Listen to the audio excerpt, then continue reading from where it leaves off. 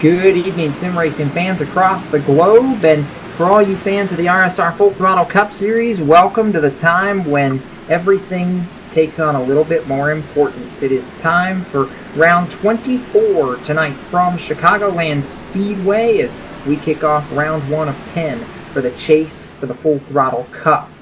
It's been 23 races of the regular season. We have our 16 chase participants set, and we will see them do battle here at the mile-and-a-half just outside the Windy City over the next 2 hours or so. First, I want to welcome you to the Inside Sim Racing Broadcast Tower. Jacob Seelman alongside Evan Pasoko going to get ready to bring you all the action for the next little while as we break down and call the first race of the chase. And Evan, we've seen 23 pretty great races to get to this point. What we saw in Richmond was David Comstock establishing his cut above the rest and taking sole possession of the number 1 seed heading into tonight's chase race action. My first question for you as we get ready to kick all this off, does that make him the favorite tonight? Well, we always say momentum is the hell of a thing in racing, and it can't dictate your race. You can't bank on having that, but it never hurts to get hot late in the season. You said tonight takes such more importance than what we've seen, and for many drivers that is true. A lot of guys got maybe 1 and then if not 2 wins to make it very certain early on in the year. They've just been kind of going and gambling, playing with these race cars and taking a little bit of gambles as well, Jacob, over the last couple of weeks with these dynamic tracks. Now, though, it's back to work, but when you look at the chase, the way it's set up, it's very easy to have a situation where nobody goes above or below the cut line in those final weeks, and that did not happen 1 week ago, but we saw a lot of late season first-time winners, which did make it exciting through those first 23, and if you enjoyed those first ones as we did, these next 10 are going to be very exciting, and Chicago's a fun track as well, one of your 1.5 intermediate racetracks, but like all of them, it's a little bit different than all the other ones, and these guys set to do 125 laps of do battle tonight. It should be fun. The first step in this opening round of the championship. And you get to see some of the fast facts about this very different mile-and-a-half speedway on the screen right now.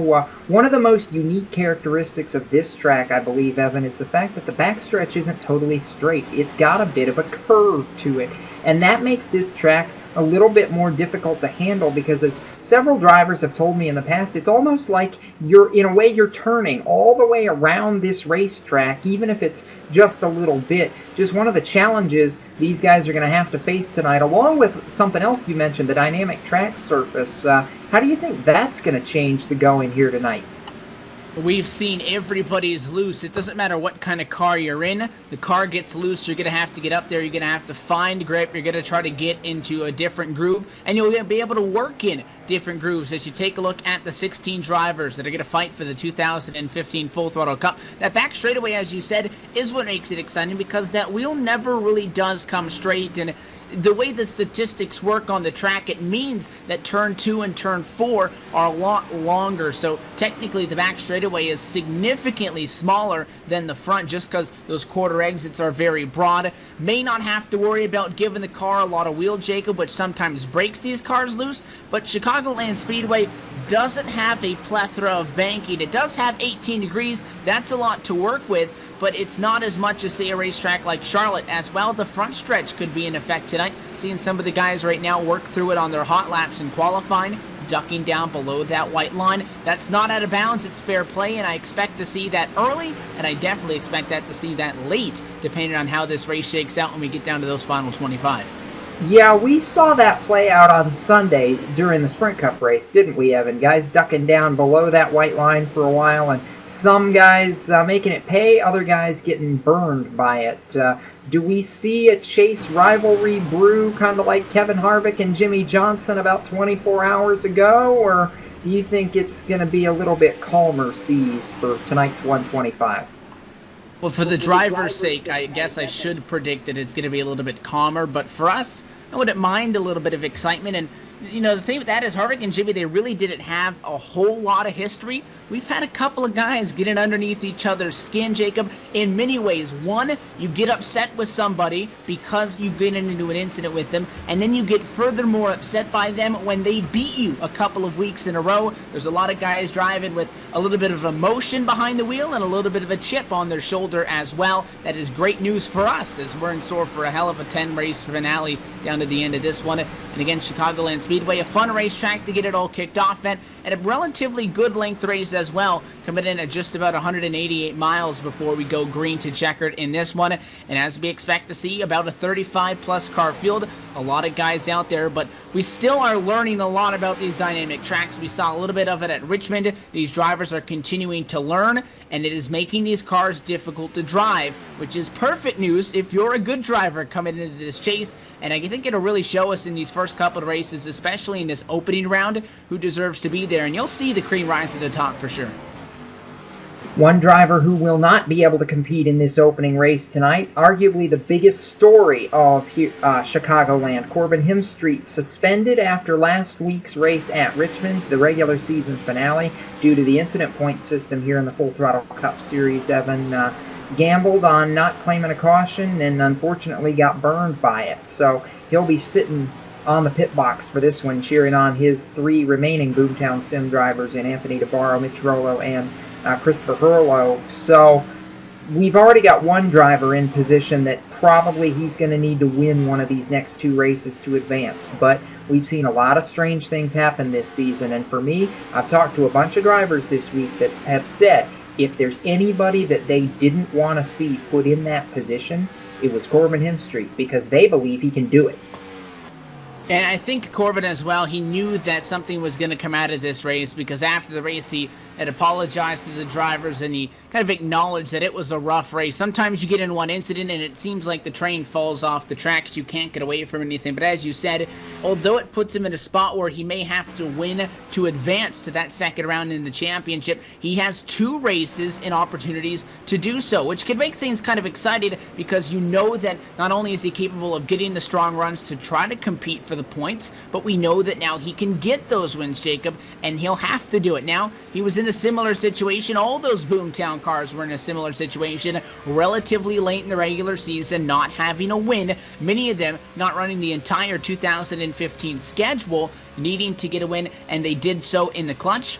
We'll have to see what they're made out of tonight, especially with Corbin Hemstreet, because essentially, again, missing this first race, unless the next couple of guys really hit the fan in the next two races in this opening round of 16, he's going to be about 43 points back, minus the advantage that guys like Comstock are going to have for the wins. Definitely going to be a hole to climb out of, but nothing impossible, and that's what makes this chase so exciting, is the fact that you can miss a race, still get into the next round, and by the time we hit chase race number 4, you're back on a level playing field. Exactly right, and that's going to be the key. So my question to you is, we got about 2 minutes left on the clock in qualifying. We know that there's going to be some sort of surprise in this opening round of the chase, or opening elimination of the chase. We're going to see a big name be eliminated. So my question to you is that big name Corbin Hemstreet, or have you got your eyes on somebody else that should be worried? I've taken a look at some names that I like to see in the chase here. Guys like Nick Silver and Nick Cohan. So the drivers of the 25 and the 53 have not been to the likes of Comstock, George Evans, Brundys, and company, but we have seen them up inside the top 5, up inside the top 10s running strong. You mentioned momentum, and if David Comstock's success makes him the man to beat, I think that those drivers, they need to turn it up a notch, yeah, for sure. But I would really like to see some of those guys have it. If I'm concerned about somebody, and if it's anybody, it would be Dwayne Vincent. And Dwayne has been so strong. He's been so consistent. He might be okay for this first round, Jacob, but I wouldn't think rather that it's far-fetched to say that once we get to the second set of 3 races and then on into the round of 8 and then especially the championship 4, that you may need to win one of these races to get through, and just scooting through with top 10s may no longer work for Dwayne Vincent. We know the 13 can put her in victory lane. That's not a question. The question is, can he do it at the right time? How about the qualifying charts? As a bunch of guys going out to try to improve on their laps with 40 seconds to go. As of now, you talk about turning up the wick in the chase. 9 of the top 10 in qualifying right now are chase drivers. These are the guys that want to win a championship, and they know not only do you have to perform, likely you have to win. And that's exactly what is happening right here. Look at Mitch Rollo on top of the board right now. Provisional pole, but, you know, not by a whole lot. This isn't over quite yet, and I just saw Christopher Hurlow make it 10 for 11. He jumped up inside the top 10 on his final flyer. And a lot of guys in the fence in 2, in the fence in 4, because as you said, the clock strikes 15 minutes, 0, and they have 30 seconds left if you're on a hot lap to complete it. That's the fun thing about these open qualifier sessions, is the fact that we don't know where everybody's going to be after 2 minutes, because they're not just doing 2 laps. There's guys out here logging 8, 9, 10 laps in qualifying. Some of them still trying to get across the line, but it looks like Mitch Rollo may be safe. That's what I'm thinking, and that's a big statement right there. We know how badly Boomtown Sim wants to put their drivers through to the next round, and that's a statement to qualify pole over David Comstock and defending series champ Eric Brundage. That's exactly what Mitch Rollo did. 29.361, the pole time for the 96, and he'll roll off from position number 1. Evan, as we take a look at the Ford Performance starting grid, Comstock, the regular season leader, the chase leader coming into tonight with 4 wins, starts on the outside of the front row.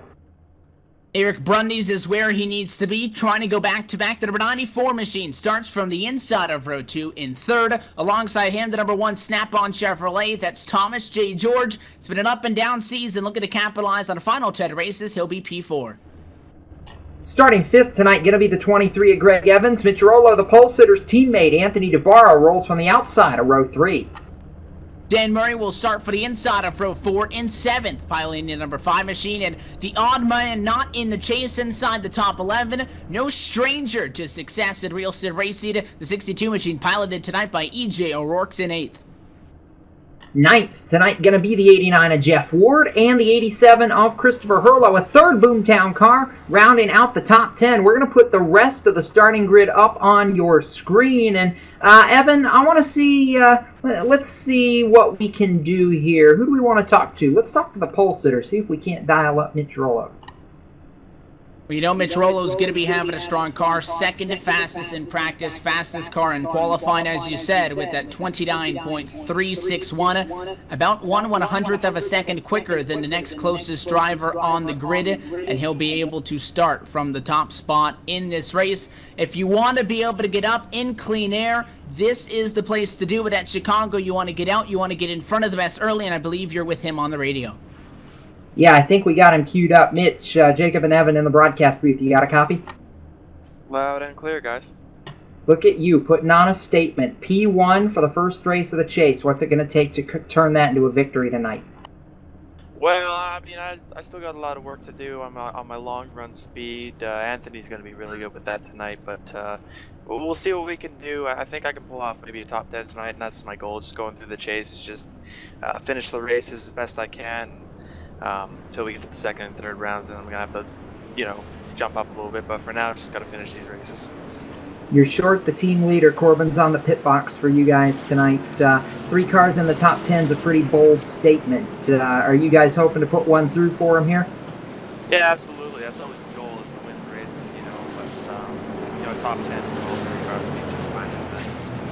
We'll let you get to it, and we'll touch base with you here as the night goes on. Best of luck. Thanks, guys.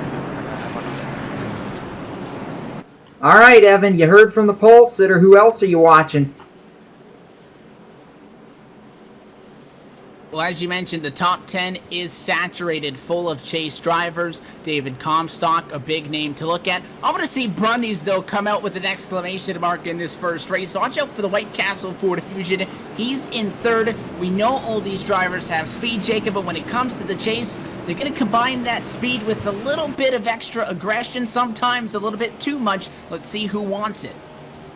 We're about to find out who wants it, and we're glad that all you viewers are tuning in here on LSRTV. It's the first race of the chase, the duel in the Windy City at Chicagoland, and in 125 laps, we're going to have our answer. The pace car heads for the safety at pit road. Mitch Rollo brings the field to the American Ethanol green flag, and the first race of the 2015 chase for the Full Throttle Cup is green. Rollo away by 3 car lengths to turn 1. Logjam behind him, and Comstock gonna slice down across the nose. The defending champ, he'll take second. Grundy's to third off 2. That's exactly what you want from the pole sitter. Get out to a gap, now get going. Comstock second, it's going to be Brundys in third. No challenge for position until you get back to just about outside the top 10. Up at the 87 of Christopher Hurlow. He should be going backwards up top. Jacob trying to move forward as he rides side by side with the 89 car of Jeff Ward. The Utica 76 Chevrolet down low. Going to be scored in 10th spot that time by. Hurlow gains a spot, scored in 9th at the stripe. Although you have to continue to defend for that spot. They are side by side for 9th through 1 and 2. 89 going to get clear now, down the back straightaway. And a 13er Wayne Vincent peaks down low. He wants a top 10 spot as well. How about another battle inside the top 10? Side by side for P2 up off turn number 4. Going to be the defending champ. Eric Grundy's going to work on the 14 of David Comstock. They run wheel to wheel to the start-finish line. Advantage Comstock by virtue of about 15 1/1000ths of a second at the stripe. He'll take the high line back through turn number 2. Hold on to that position. Grundy's not ready to give in. Now he's got the challenge from a pair of guys who have been at odds all season long. Thomas George, Anthony DeBarro. Boy, we've seen no shortage of action from them. And a couple of drivers looking at it right around Anthony DeBarro, as you said, that Iron Machine thinking about doing something with the one of Thomas J. George. George up in front of him. The top 4 haven't gone anywhere, and 7, 8, 9, and 10 really haven't moved at all. Only swap for positions in a single-digit running spot is between those two drivers. The one machine went up 1 spot, the number 9 machine went down after starting in 6th. Anthony DeBarro, who is now in 5th position behind him. Greg Evans, who started in 5th, dropped to DeBarro, falls to 6th as they run right now. Rollo had that good jump, and it looked like Comstock was not going to want to sit around for much longer. Comstock, though, at bay right now by 0.3 of a second between the top 2 drivers on track. That's one of the biggest gaps inside of the top 5. We're hanging on to it right now, and Mitch Rollo is hanging on to the lead, Evan. Been very impressive so far here in the early going. Are you surprised? I know we heard him say he needs to work on the long run speed, and that may be true, but he certainly has no shortage of speed on this short run like he alluded to. And as this track changes throughout the night, not only is a short-run race car going to be completely different from a long-run race car, but as the track changes, that could change as well as the night goes on. You have to really pay attention to what your race car is doing. Have a battle on track by the 42 machine of Scott Senzel. Now trouble for the 31. Down in the grass is the number 31 Ford Fusion, and it looks like no additional problems for Eric Arnold's machine, although that car did get sideways coming out of 2. Jacob down through the grass, but does not collect anybody. Racetrack will stay green. The Navy Nuke, Eric Arnold, making his return to the RSR Full Throttle Cup Series, and a former winner in this series. Glad to see him back for the chase, longtime veteran of this service and of this series. So Eric Arnold back in the field, that number 31 machine, an iconic machine.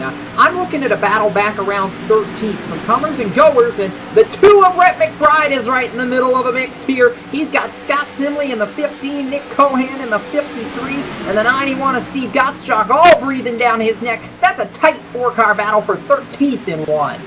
Yeah, Stenzel's lucky because the 42 runs 13th right now, and he is just able to get away from this fight. This was the fight that was going on until we saw those troubles with Eric Arnold's machine and went over to the check on him. So things are calm from what they were 5 laps ago. Not saying much. They're still going at it. The 2 machine looked like he might have had a good run through 3 and 4 to get clear. Jacob not going to be the case. But a 53 of Nicholas Cohan down on the inside. And that Toyota Camry going to go back up 1 position, up 2 from the start of the race in 14th spot right now. And McBride just can't keep that car down low. He's chasing it up the hill, and when the inside opens up, that is a big lane for passing. Scott Simley going to get through with the Nerf Chevrolet now trying to join the party. Steve Gottschalk attempting to make a move. The 2 car up against the outside wall continues to drop from the start. He's already down 5 spots.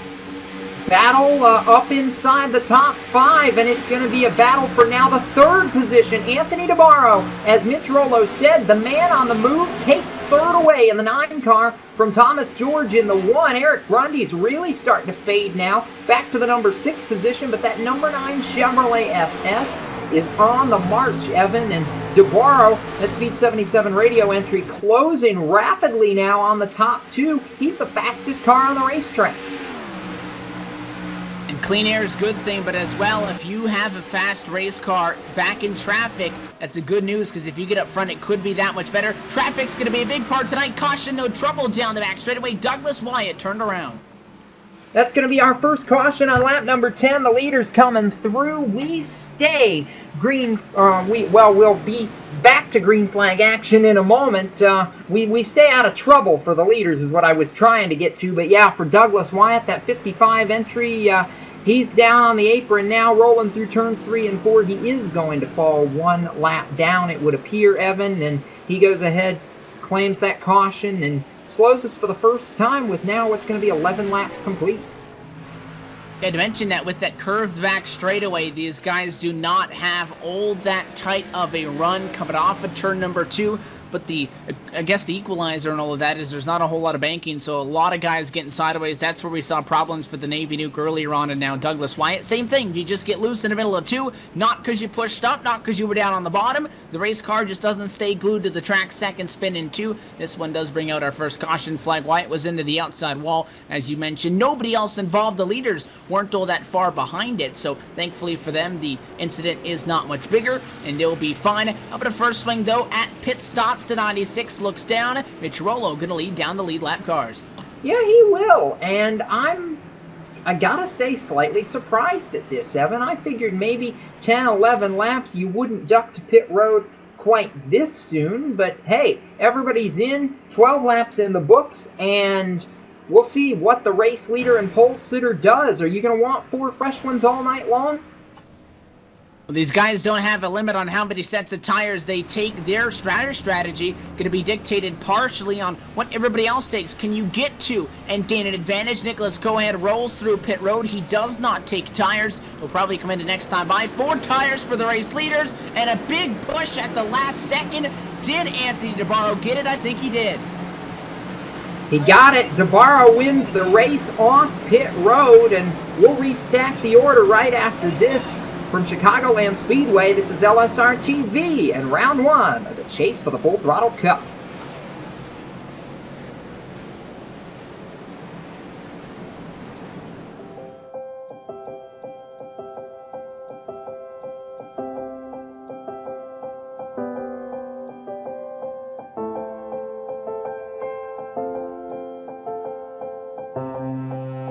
Trucking has always been a part of me.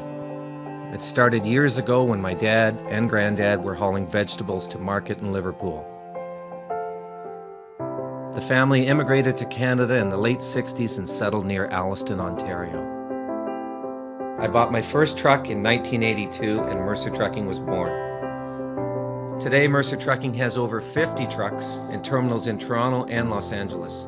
Our storage facilities at both terminals can handle any size of distribution needs throughout North America.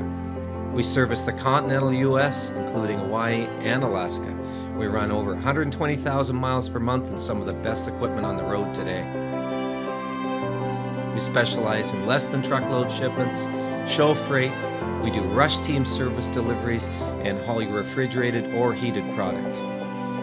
Our regular team service from Canada to California is second to none, and our staff and drivers are among the best in the business. I'm proud of our people and what they can achieve. Trucking is in my blood, it's my livelihood, and it's what I do best.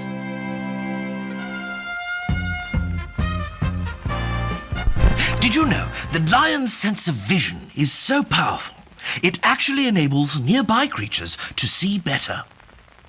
Here we see lions assisting the offspring of others, while their parents are elsewhere in the wild.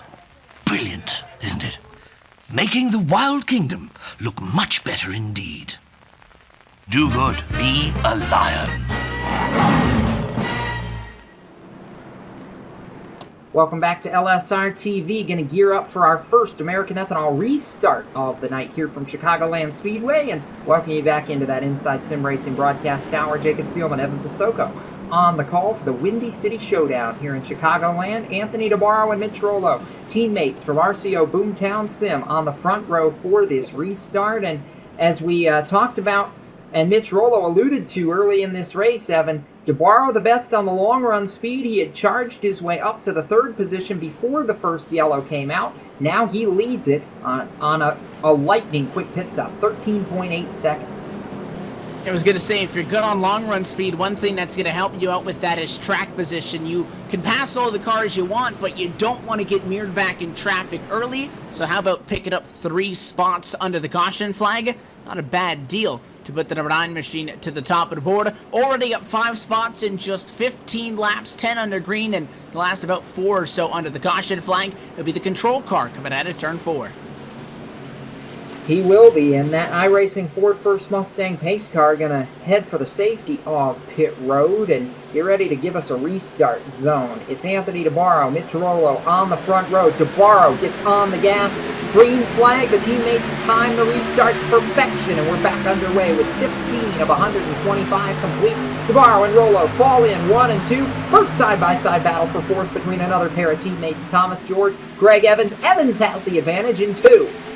And it's George up on the outside of the racetrack going the wrong direction. A 13 to Dwayne Vincent peeking to the inside, already up 5 spots in his own regard after starting 11. He'll settle in line for P6. Take a look to the inside on George yet again out of 4 though. Big advantage for the Barrow and Rollo on the drop of that green flag. Because of the fact that their teammates going together, that made sure Comstock on the inside of row 2 did not get a better jump than a 96. That's why the Barrow and Rollo ride P1, P2 right now. Meanwhile, the side-by-side fight for P5 down the back straightaway remains in action, and Vincent gonna get the spot that time out of 2. 94 comes to challenge, caution flag flies. And I'm trying to see exactly what the caution is for. Looks like heavy damage for one car on pit road, Evan. It looked to be the 53 of Nick Cohan, who has ducked to pit road and gone a lap down here.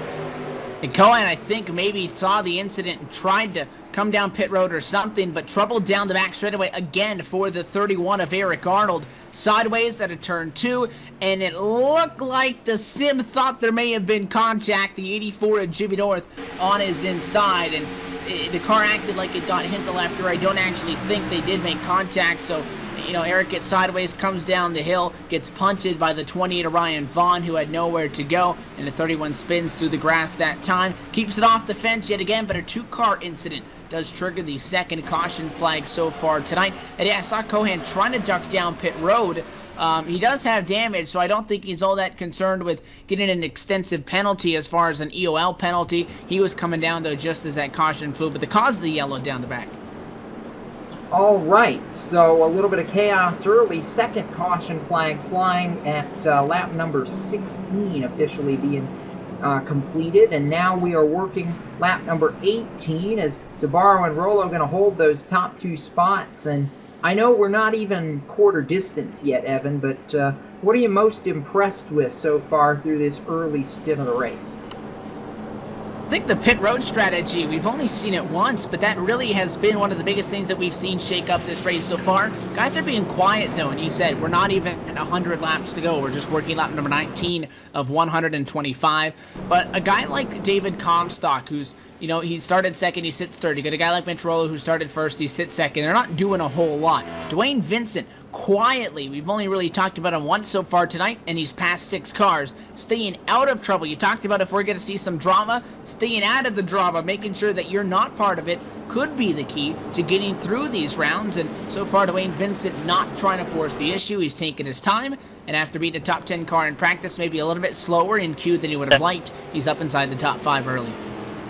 But this is what he does. This is why up until that final race at Richmond, he was the regular season points leader, because he's the kind of driver that is not afraid to not be there in the first 50 or 75 laps of a race. But when it comes money time, when it comes time to pay the points, he's right where he needs to be. I almost compare it to a David Pearson almost, Evan, where, you know, when it's time to ring that bell, he's going to sneak up and bite you. And I know he hasn't won a race this year, but that's how he's won a lot of races in this series in the past. Exactly. He hasn't done it yet, but if you look at statistics, and you want to look at it in this way, that means he's due for something. So we'll see if it comes here tonight. Comstock, you know, maybe peaking at the end of the regular season, getting that win obviously very good momentum, giving him the most wins out of all the drivers in those first 23 races. Guys like Boomtown Sim, who had a very strong run early as well, but really came to life in the latter stages of the season. Momentum's a big thing. Dwayne Vincent doesn't really have a lot of it, but he has that consistency, and all it takes is one caution to fall at one point, one thing to happen on a restart, you get a win, and you can blow the doors wide open. So as we circulate under caution, let's go ahead and give you what the rundown looks like, at least through the top 10 here, coming up on 20 laps complete. Anthony DeBarro leads, teammate Mitch Rollo. David Comstock is third, Greg Evans fourth, and you mentioned him, Dwayne Vincent up to the top 5. Sixth is Thomas George. Seventh, Eric Brundys. Eighth, Jeff Ward. Ninth, a non-chaser, Scott Stenzel, has quietly worked his way up from 13th, and rounding out that top 10 right now going to be Dan Murray with Jonathan Cadell, another chaser right behind him in 11th. We're doubling up for the restart, Evan, and you know, it's like we've said, 11 chasers in the top 13 positions. When it's money time, these guys just rise to the occasion. And it's these final 10 races that are, you know what, the big bucks pay out for. This is what you guys are going for. Sure, you want to win every single race. You got to thank the sponsors every single week for the first 23. But if you have a win, if you had the points, this is really all that you've been waiting for. And it's a new season for 16 drivers. Sure, the guys that have wins are getting 3 bonus points per win. That's it, though. That's the only difference. Everybody else, you have an equal shot to try to get through it. And who knows, one chase driver has problems. Somebody from outside the top 12 going into that final race of this opening 3 gets a win.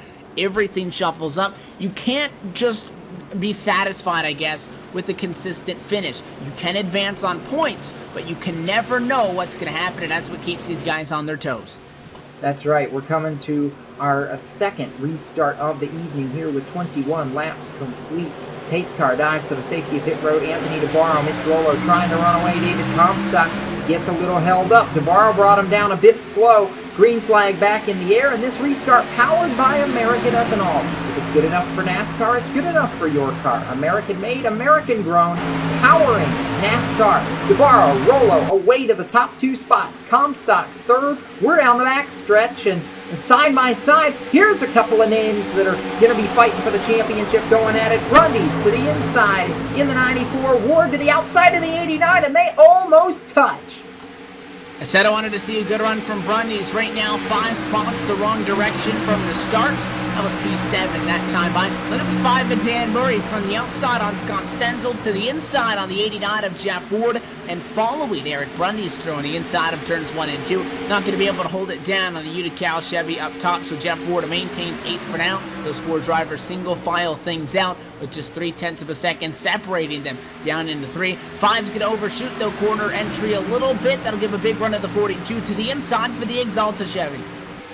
Yeah, right now we're coming up on 20% distance in this race. 24 are going to be in the books next time by. So that 25 number, you know, you mentioned the important stages of this race. The first 25, Evan, and the last 25. Is this the point of the race where, okay, we've had a couple early cautions, maybe now we settle down and get into a pretty good green flag run here?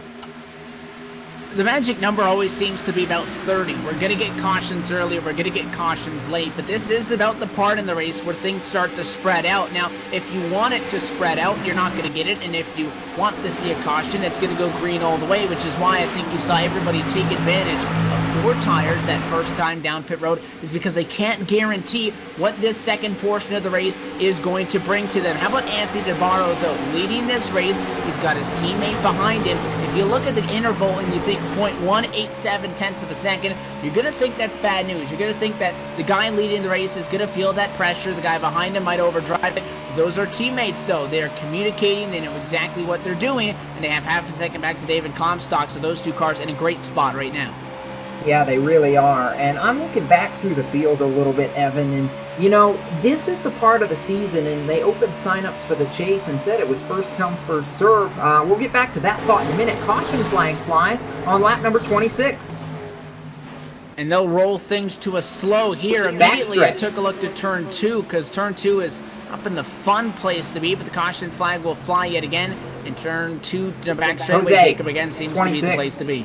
Yeah, it's a 26, a Jose Gonzalez that goes around. It was not off turn 2. It was actually a little bit, right the beginning of that backstretch. I don't think I would call it corner exit because he was about 2/3 of the way down the backstretch by the time he finally got it woed up and got going again. So Jose Gonzalez, the infamous meatball mobile, as we call it, and we try to, despite that being a bit of a mouthful.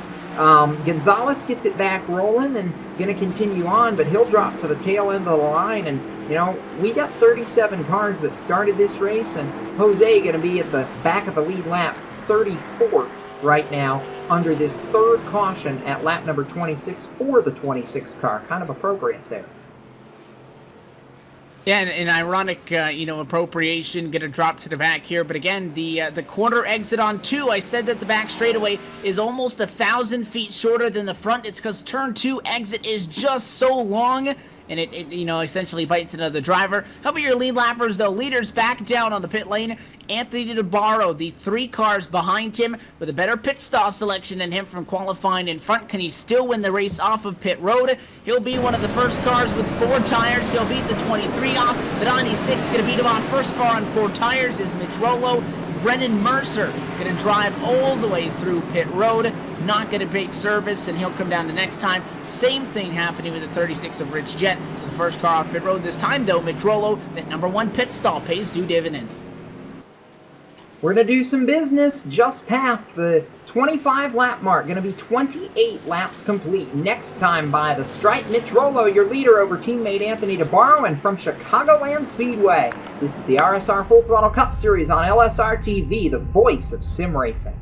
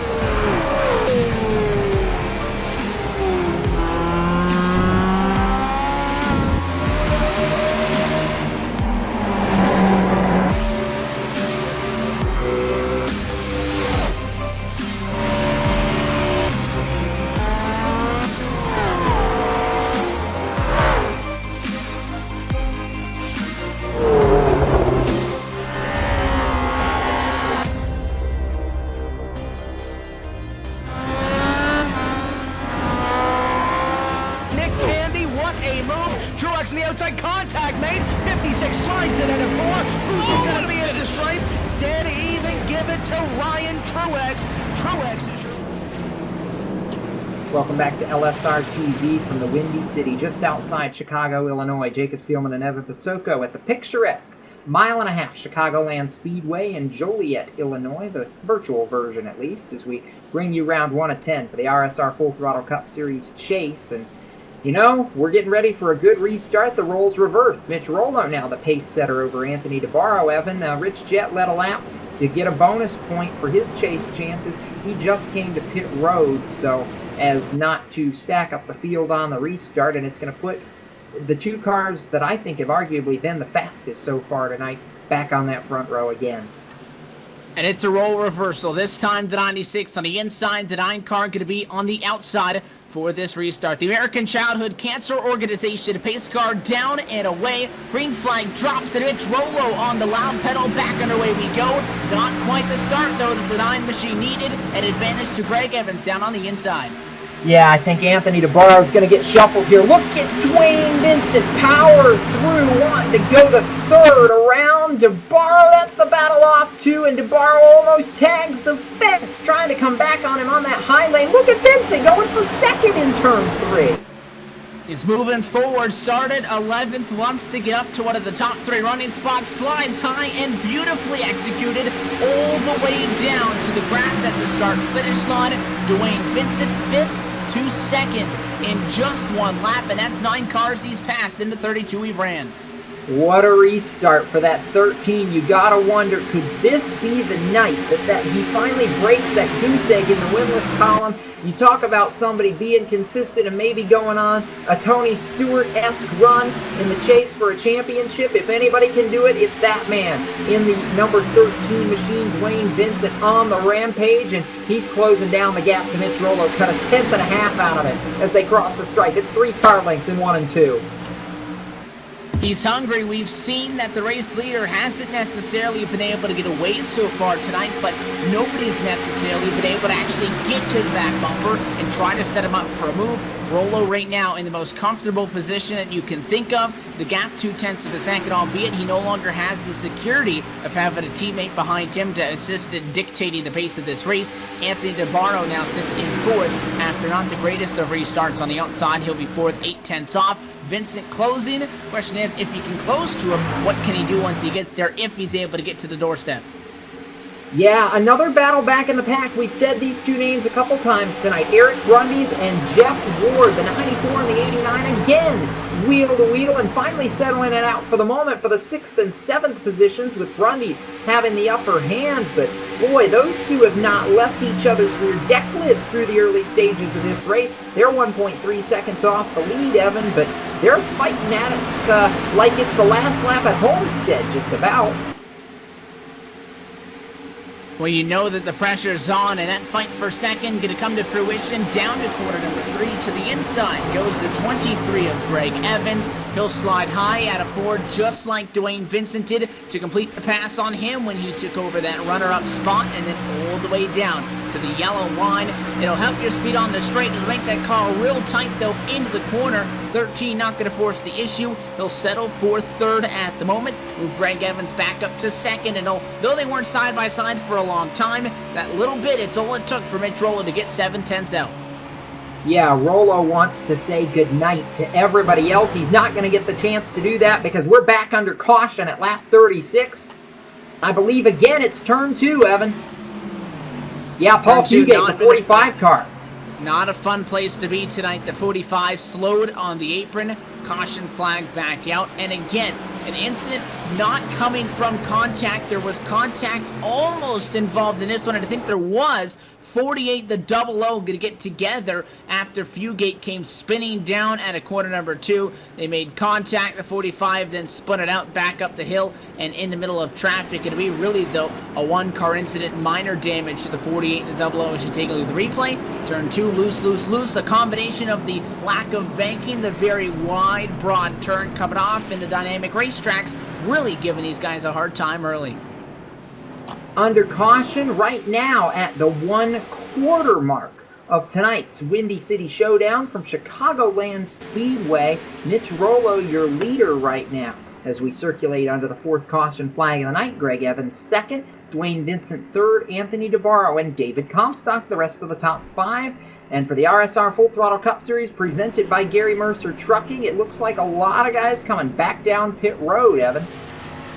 First time we've seen them come down on back-to-back caution flags. They've left an interval every single time so far. Does this open up the door for some 2 tires? Mitch Rollo, first car down. He's got that number 1 pit stall. Left side tires going up. Everybody, though, wants fresh Goodyear Eagles, and nobody that comes down pit road will take anything less than 4. 2 drivers do stay out. Rich Jett stays out temporarily. He'll be 2nd. Sean Casto going to stay out temporarily. He'll go to the race lead. Those drivers may very well, they'll be coming down pit road this next time by. Alright, let's do a little bit of business. The RSR Full Throttle Cup Series presented by Garry Mercer Trucking, the leading name in freight. We'll do some business for our friends at GMTI and be back with more right after this from Chicagoland Speedway. This is LSRTV, the voice of sim racing.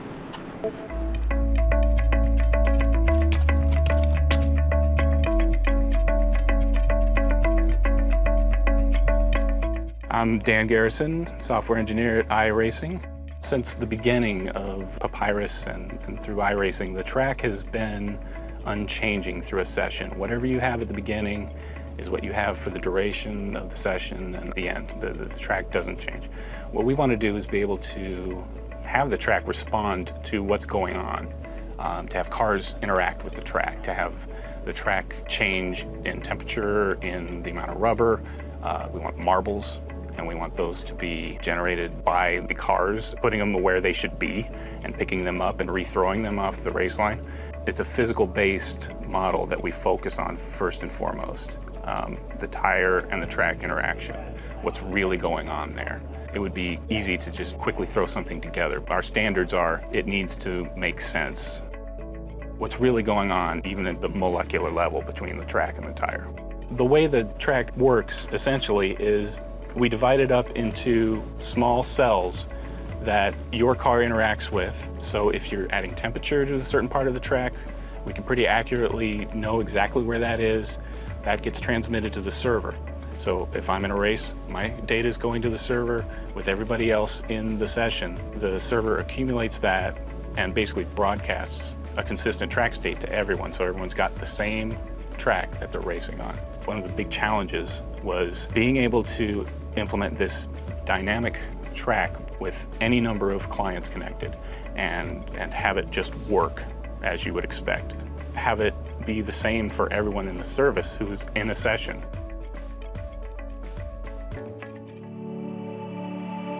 So to kind of give a little bit of a preview of the state of things right now, I basically have run a number of laps at 5 flags with the effects exaggerated for demonstration purposes so that we can kind of immediately see what's going on with the track. Right here is basically the track at the beginning of the session. There is a little bit of rubber on there that's put programmatically. That's the start. Welcome back to LSRTV. Jacob Seelman and Evan Pasoko on the call for round 1 of the chase for the RSR Full Throttle Cup from Chicagoland Speedway, the Windy City Showdown. Sean Casto, staying out on old tires, is your leader. Mitch Rollo, the guy who started on the pole and has dominated a lot of this race, rides on the outside lane, going to restart second, Evan. We're seeing the tire strategies play out. This is about to get fun. And Brendan Mercer came back down. Sean Casto did not the first time. We're going to see a little bit of a dice roll from the driver of the 52. Let's see how those tires hold up on the drop of the green. Fasten your seatbelts. The pace cars for pit road. Casto finds the get up and go to lead on the restart. Thomas George dives to the apron to take it 3 wide. Headed for turn number 1. The battle's going to be on for second. Greg Evans to the low side. George finds a hole, and Mitch Rollo's on the outside looking at P3 off 2. And it's a drag race down the back straightaway. Almost contact between the 23. Nowhere, though, for the 96 of Mitch Rollo to go. Now he'll duck to the inside, thinking about 3 wide as Casto pushes up the hill. They'll go 3 wide for second, almost 4 wide as the 9 takes a peek down low. Casto brushes the fence at a quarter number 4, and Evans takes the race lead. He does on lap number 41. Thomas George, trouble in turn number 1, goes way down to the apron. Not sure if he got loose or had a little bit of help. He's going all the way to the back of the pack. The 1 Snap-on Chevrolet. He was on the apron, came back up, Jacob, but couldn't swing to the fence and had to give it a little bit more wheel. Back into that car, got squirrely. He saves it now. More trouble, big trouble now. Down into quarter number 3. Caution flag will fly. Kevin Linden, hard impact with the 92 of Jason Lester. That's our, I believe, 5th caution flag so far tonight in just 42 laps, and Greg Evans puts a Steel Horse Racing car out front for the first time tonight as that caution flag flies. The John Deere Chevrolet to the point, and for Mitch Rollo, that was the worst place to be, on the outside with a car on old tires, getting a halfway decent restart, and it shuffled him back into the fray. He was closing on Evans, though, before that yellow. And you'll see on this replay, Brendan Mercer, the one that gets into the left rear of Jason Lester. Brendan had the run coming out of turn 2, Jacob. We know that you want to get a side draft regardless of if it's on the inside or the outside. And I just think it was a simple case of Brendan just kind of misjudging that gap 92, if anything makes the slightest of movements down. But I feel like where the right front of the 29 was on that seam would have hit him regardless. I think the 29, just a small lapse in concentration, just turned him. Under caution, Evan, we've now seen 5 of them over the course of not even 50 laps into this race. Are you surprised that we've not been able to establish that run you were hoping we were going to be able to establish just yet? Well, I didn't say 30 was the magic number, so this, again, we expect to see cautions. If you want to be realistic, you're going to see caution flags in these races. Take a look at the replay now, but we're almost at now the 1/3 mark in this race. Typically, you'll see late race cautions too. So again, talking about guys that have a short run car, guys that have a long run car as well. Well, you know, if that middle portion of the race, if we do see that extended green flag period like the trends typically do give us, it may not be as long to the point where we might even not see green flag pit stops. That again changes the complexion of the race. It gives certain drivers advantages over others. It really does, and that's going to be the key. We're going to keep watching it here as this race plays out. Jason Lester saying he's taking his car to the garage area. And what I want to do, Evan, we've got about a third of this race through. I want to touch base with our in-race reporter, Mitch Rollo, right now and see if you can't dial him up and maybe ask him what was going on that restart. We've caught up Mitch Rollo. It's Evan Pasoko and Jacob Seelman in the booth. You got a copy? Gotcha, loud and clear. Well, we talked to you at the start of this one. You started up front, and for a little bit there, it was you and Anthony working the front row. Right now, you're riding in second, and a lot of guys struggling with the handling on their race cars in turn number 2. The 96 looking pretty good, staying inside the top 2. How's it feeling so far? It's feeling really good. At the end of that long run, I can't remember which one it was. I think it was the first or second. I started to get a little bit loose off the 2 there, but other than that, it's been, you know, not too bad. But I've done a lot of testing this week, and it seems like about lap 20 or 25 is when it starts letting go. So we'll see how it goes here. Hopefully we can get a good long green flag run here instead of these short sprints. See if I can't get back the lead here. That was going to be my next question, is we're seeing almost a third of the way through and we're getting these shorter stints of caution after caution here. Getting some decent laps, and it's allowing guys to move forward, allowing guys to go back. You're still able to stay up front here. 100 laps to go, just about 5 laps away from your next time by the start-finish line. You feel like that 96 is going to be better if you can get it out there for a long stretch as opposed to this stop and go? I think so, just because I've had so much time in the car this week. I don't know how much time these other guys have had, but I know definitely I'd like this to go green for a while. I think maybe 5 or 10 laps I can get back past Greg and just save my tires from there on out and see if I can get me a win.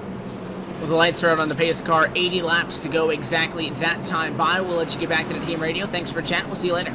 Yeah, thanks, guys. Jacob, there it is. He's running in second right now, the driver of the 96. He says that he needs a couple of laps to be able to work with if he wants to get around Greg Evans. That could make these restarts some of the more crucial parts in this race. 79 will remain at the drop of the green. Well, we talk about restarts. They're always very critical no matter what track you're out at. And, you know, here maybe even more so because, Evan, you really, once you get strung out, unless you've got a very good race car, it's hard to drive back to somebody and pass them at this track because it's more aero sensitive, I think, than some of the other tracks on the sim. Even with this dynamic, the dynamic tire model, you're starting to see some of the rubber build up, but at the same time, you're not able to see a lot of guys just drive up and pass somebody, use another lane where their car may work. So I think these restarts are critical. You got to get all you can get because as we come to green here, it may be the only time you can make passes. Pace car gets down, and hello, big checkup on the inside as the 23 waited for the right moment to go. Back underway we go down to corner 1. That gives a big advantage to the 23. A drag race for P2 down to 1 and 2. And it's Comstock at the inside of the racetrack may get the upper hand on Rollo. He needs to get clear at a 2 if he wants to do so, and he will. The 14 goes +1 on that one. I think it really allowed those top three to establish a little bit of distance, though Anthony DeBarro in fourth is going to close in mighty quick. And I'm looking at one car topside that's trying to make some moves as Rollo comes back for the number 2 position. And on this restart that came at lap 47, Greg Evans, your leader. Dan Murray, though, his teammate in the 5 car, a man on the move up around the 7th position as you see Rollo going for second. But that 5 car really getting a nice run up through the field. And now look at this, a battle for the lead. David Comstock in the 14 to the bottom of the racetrack. He wants the top spot. He'll get it on Greg Evans. Rollo said ideally he'd like 10 laps to set something up. The 14 ain't waiting around, and to the inside he went. All it took was a good run down through turn 2, and because it's a curved back straightaway, momentum and getting back to the gas as soon as you can in 1 and 2 a big part of it. Comstock's able to get clear, and it looks like that 23 of Greg Evans, Jacob, struggling with the lateral grip on the race car coming out of turn 2. The car just not getting the acceleration down the straights as he would like. That's allowed him Rollo to get to the back bumper. Does the 96 try to put a move on now? He's going to try. I'm not sure he's going to be able to make it happen this time by, because as we cross the stripe, his teammates coming tall. And Anthony DeBarro in the 9 car making the move to the 3rd position, and Mitch Rollo falling back to 4th. DeBarro's not done. He wants a piece of Greg Evans for 2nd. Sucks right up to that rear quarter panel. He's got the run down the long curve back straightaway. DeBarro for 2nd and 3. No, still there. He'll make it a door, and he'll just about get clear through quarter number 4 and done. Off the corner, does contact with the outside wall. Greg Evans joins the list of drivers who have scraped a little bit of paint off of the race car on the passenger side through 4. That'll drop the 23 down to 4th on track. DeBarro wins that fight for bridesmaid. He takes 2nd, and his teammate right behind him, Mitch Rollo, still 1 to the negative from the restart, sits in 3rd. Let's watch those RCO Boomtown drivers try to work together. Catch David Comstock, who's about 3/4 of a second just in front of them. That is the key right now. DeBarro leading the charge with Rollo trying to give him some help. 51 laps go up on the board this time by, and now the battle for 4th is on. Dwayne Vincent sweeps all the way down below the white line. Moves side by side for 4th on Evans. Can't get it done. That car gets tight on the bottom in turn number 2 and allows Evans the run on the outside. The 23 holds the spot over the 13 as the 9 of DeBarro closes to within a car length the top spot. And he continues to stalk the prey up front. This race now already just to about 75 laps to go remaining. Not a whole lot of time, really just one fuel run. The caution's going to dictate from now on out what we see on pit road. Could this be the long green flag stretch that some of these drivers are looking for? I'll tell you what, for some of them though, they need to stop the bleeding. Trouble back straightaway. Eric Arnold again in the 31 car. Caution flag's going to be out. He was in the grass and I think may have started to come back on the track, and the sim triggering the yellow flag at lap number 53. So, you know, we thought we were going to start to see it. Nope, caution yet again. And it is that 31 again, as you said, 3rd time tonight that Eric Arnold loses it at a turn number 2, and he came back up and just went over that white line. You see, he threw the car into reverse. If you come to a stop on the racing surface, that's when the sim will trigger the yellow flag, and he was just about 3 feet up above that line. Again, nobody else involved. Another single car incident for Eric Arnold does trigger the caution flag, though. Very quickly, things are slowed down yet again, and Comstock leads over to Barrow and Rollo. A lot went on, though, in that short stint from that last restart. The top 5, completely new look. Yeah, we'll break that down when we come back. Our coverage on LSRTV presented by Garry Mercer Trucking, the leaders down on pit road, and we'll break down who goes where right after this. David Comstock, your leader. We'll shake down the field in a moment. You're watching LSRTV, the voice of sim racing.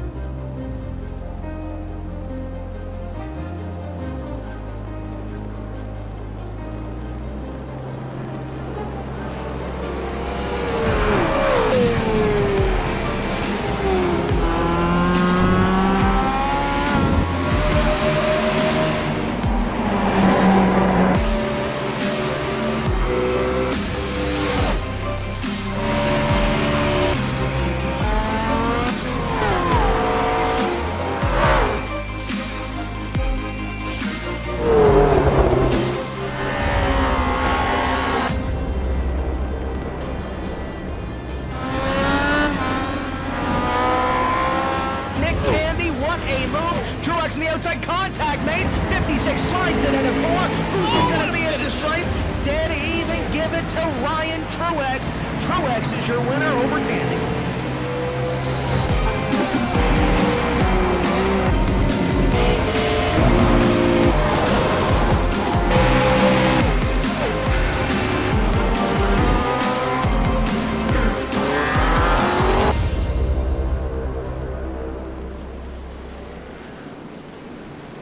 Welcome back to LSRTV. Jacob Seelman, Evan Pasoko gearing up for a restart that's gonna see a little bit of a shuffled deck. A 12.6 second pit stop for Mitch Rollo had him winning the race off pit road, but look who's up front. Thomas George in the number 1 Snap-on Chevrolet. Evan, I don't know that I would have called that. He too had a very unreal pit stop to get out front. Yeah, just as many passes happening on the pit lane as are happening on track. That could be, again, a big determining factor in the strategy of this race. Pace car gets down to the way. George in control. He'll hit the loud pedal. Green flag flies in. Back on the way we go. Good jump for him. It's going to be a mad dash, though, for second in turn 1. Comstock's got a nose on the left rear of the 96. Let's see him work with it. He's going to work with it nicely, and David Comstock going back for that number 2 position. Trouble! Off turn number 2, 1 car around into the pack, about mid-pack. That's going to bring out the yellow. Multiple cars torn up. Ryan Vaughn, heavy damage, and Dan Murray. Heavy damage on the driver of the 5. Chase competitor into this race. Ended up in a 2x2 fight that quickly turned 3 wide. Jacob, he just got turned by the 26 of Jose Gonzalez. Jose got tight, pushed up and up the hill. Dan didn't move at all, just got clipped in the left rear. Dan got turned around, he backed it into the fence. Heavy damage for him in the 5 machine. And when he did so, more contact behind by the 20 to Ryan Vaughn. Vaughn had nowhere to go. And it looks like that a lot of the drivers, Jacob, not all that happy with the driver of the 5 of Dan Murray, though. Dan's the one that got turned from what I saw. Jose got loose. Dan was partially established. I don't want to make the judgment call on that. I definitely don't want to be race control looking at that right now. You're hoping somebody claims that caution, because that was just chaos, and just as quickly as we were green, we're yellow again. 58 laps in the books, 59 when they crossed the stripe. So looks like our mid-race report, we'll do it a couple laps soon here, but it will be just prior to the halfway point, and it will be under the caution flag. So let's take a look at our LSRTV mid-race report powered by iRacing and go through the full field rundown. Thomas George, great pit work, put him out front, and he leads with 60 laps going to go up on the board. David Comstock in the 14 is second, Mitch Rollo third, Greg Evans fourth, and Anthony DeBarro fifth. Then it's Dwayne Vincent sixth, Jose Gonzalez, who was just a little bit involved in that most recent mess, seventh. He was battling with Dan Murray. Jeff Ward, the 89 8th. Jonathan Cadell is ninth in the 11, and Scott Stenzel, the only other non-chaser not named Jose Gonzalez to be hanging out in the top 10. He rides 10th. And just behind them, the 87 car, Christopher Hurlow, drives at 11th right now. Eric Brundys from 3rd to 12th, trying to get back going forward in White Castle. Ford Effusion behind him in 13th is the 2 of Rhett McBride. Steve Gottschalk, one more spot back in 14th. Ben Burnett up 7 spots to 15th in a number 37. Scott Simley rides in 17th right now. Brian Harvey occupies 17th. Jimmy North in 18th. Al Bryce Whitson Jr. 19th in the 00 Mellow Yellow Chevrolet SS. And Brendan Mercer will round out your top 20 on track.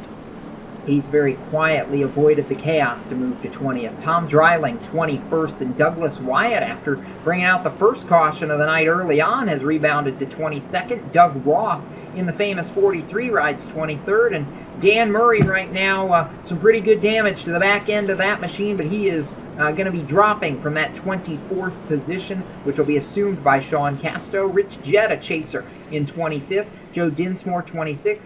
Murray going to be scored 27th. E.J. O'Rourke in the 62, 28th. Sean Boundy, 29th. And a new face to the Full Throttle Cup Series, the 10 of Jake Higgins, rounds out the top 30. 2 laps down, mind you. Everybody else here, multiple laps down. 2 laps to the negative. Ryan Vaughn, the 28 on pit road with the virtual tow. and still damage may be done for the most part. Eric Arnold, his night going to come to a premature close. 3 incidents, and it looks like it'll be a P32 before the end of the night, maybe more, because Nick Silver 15 laps down behind in 33rd, still actively on the racetrack, logging laps into Folgers Ford. Jason Lester behind him at 18th, out of this race in 34th. 35th right now, Kevin Linden, 18 laps down as well. He's out. Paul Fugate is out, 36 laps down, also 18 laps to the negative. Him, Lester, Linden, all involved in a big incident earlier on. Nicholas Cohan is going to be the shotgun rider on the field. He'll be about 37th right now, but just about 21 spots back from where he started this race. And rounding out your field right now so far, 30 laps to the negative of the lead lap. That's a look at your Ford performance. Full field rundown as we approach halfway. Ford, go further. And before we gear up for this restart, Evan, talking about Nick Cohan, 37, the shotgun on the field, he's one of our chasers. That is a massive hit in points that he's going to take. He was the 16 seed, and this is not how he wanted to see his chase start at all. And we talked about some of these guys that sneak in at the bottom there on points, but they had moments in the year where we saw them top 5 late, just couldn't get a win done. They're still strong, though. Over in 23 races so far, if you look at it and you can name about 3 of them where you really think of them being big factors, that's not going to cut it in a round of 10. Those guys definitely need to pick it up. And you got to think, if you want to be realistic about your chances, Jacob, they are at a disadvantage to the faster driver, so they can't afford to have a poor opening round and expect to go out there and knock off 2 top 5s in a row like some of the veterans could do. Indeed, and gearing up for a restart, Thomas George going to bring the field back to green for just the second time tonight as the pace car heads for pit lane, and the Snap-on Chevrolet going to go and bring Mitch Rollo with him. Green flag back in the air. Rollo got a good start, but I don't know if it's going to be any match. A shove by the 23 of Greg Evans allows David Comstock to cut to the bottom in turn number 1. 14, 96, and 23 going at it for third, and look at Rollo trying to hold his ground. Greg Evans on the outside in the 23. Outside not been a good defensive place to be tonight, and he'll realize that. Backs off the throttle, ducks down to the inside, and he'll be able to be single file through 3 and 4. Doing that to avoid somebody going to the inside on him. Meanwhile, up front, how about David Comstock? Left side tires to the grass, and he'll get clear down to turn number 1. New race leader, lap 64. That was a power move is what that was. Comstock leads the halfway lap at 63, and now he's going to have to hold off Mitch Rollo, who's just making the charge for second on Thomas George, and caution flag is going to fly here at lap 64. More trouble back in the pack. And it's more trouble back down the back. The driver of the 66 this time, Brian Harvey. Turn 2 is where it all starts. He got a little bit squirrely off the corner, stepped it up the hill, spun, came down, hit L. Bryce Whitson Jr., bounced off the 00 hard into the outside wall. He'll cause minor damage to the 6 of Tom Dreierling and as well to the 43 of Doug Roth. Harvey, though, around into the outside of retaining wall, may have as well collected Sean Bounty just a little bit. Replay going up now.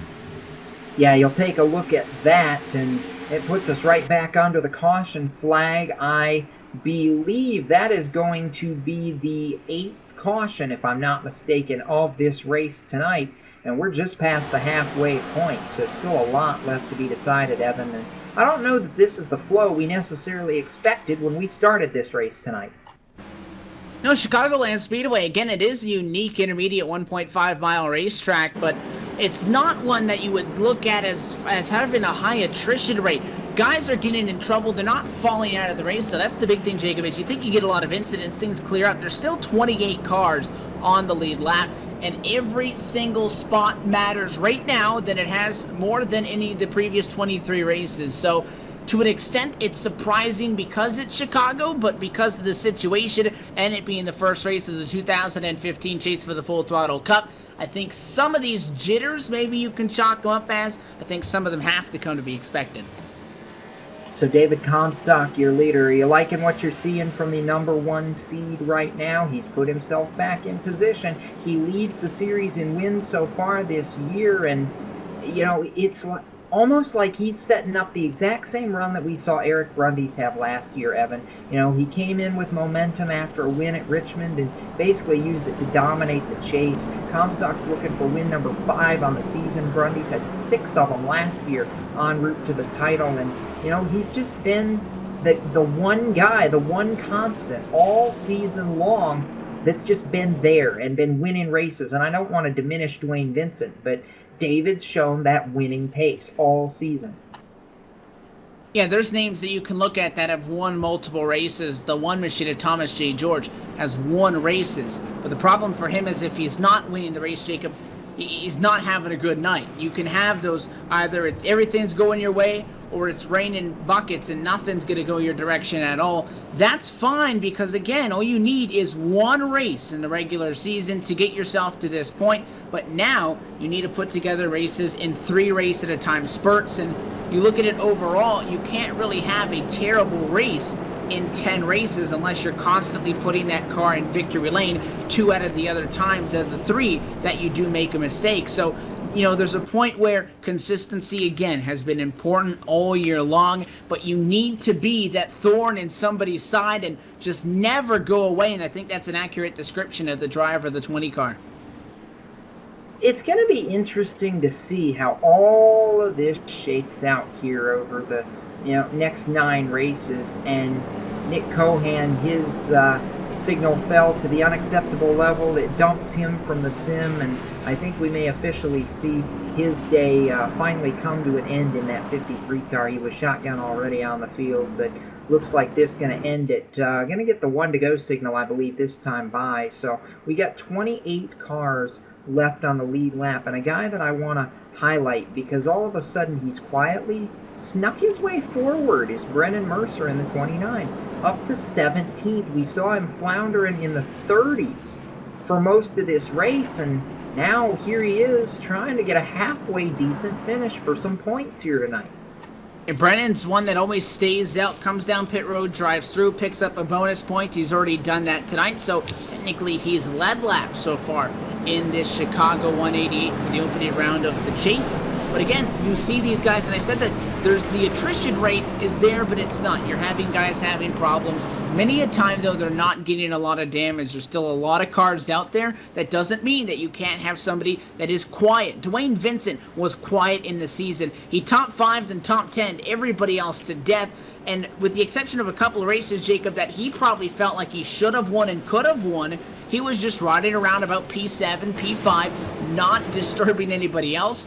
And surprisingly enough, we haven't had to talk about him being any of the drama that we've seen the last couple of weeks. A guy like a Brennan Mercer, a guy like a Jimmy North, and you just sit there, cruise, stay out of trouble, pick up those top 20, top 15s, and challenge for top 10s.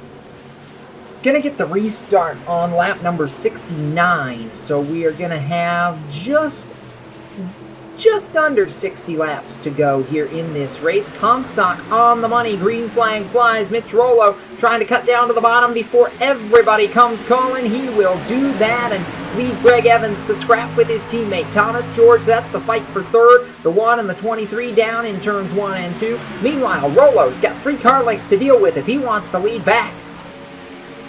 And Rollo's going to play chaser down to turn number 3. The fight continues. Third on back, the 1. Get a supreme victorious on the bottom. The snap-on Chevrolet of Thomas J. George gets clear. He'll swing it up to the outside fence, keep it out of it, and now up to P3. Dwayne, though, you see, he's a little bit more aggressive. He's a little bit more timid than what we've seen in the last couple of weeks. He knows it's game time all the way to the grass, all the way back up top, trying to find just 100th here and 100th there.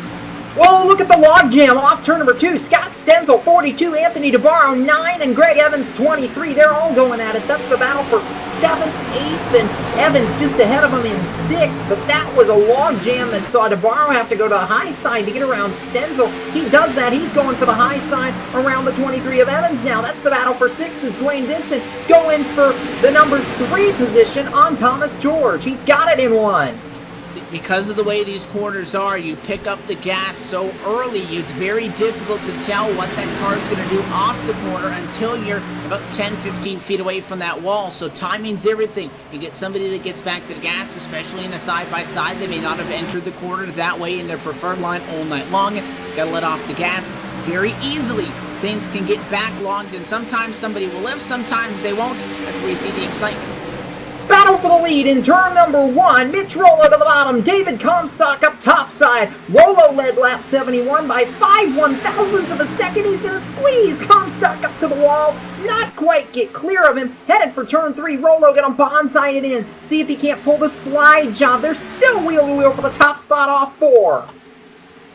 96 on the inside. He's got a nose to run to the outside. Start-finish on advantage to Mitch Rollo. 3/1000ths of a second over David Comstock.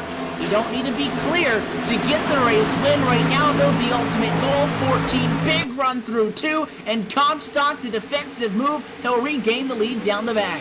How about that? 2 straight laps. They went wheel to wheel, and look at Rollo going to the high lane now. Maybe that top side starting to come in with a little bit of rubber. Comstock takes it back at lap number 73 here, and we're coming up on 50 laps to go. Very quickly, you go from 1/3 of the way through now to the final third and back at it for the top spot. The 96 tries the inside again. The inside, the place to be all night long. And Mitch said, give me 10 laps. Let me get my tires back up. Let me get to him. I'll be able to do something with him. He's got his wishes. Now the outside, you go on board with the driver of the 96, Jacob. He's changing up his line, trying to find something that will give him the upper hand.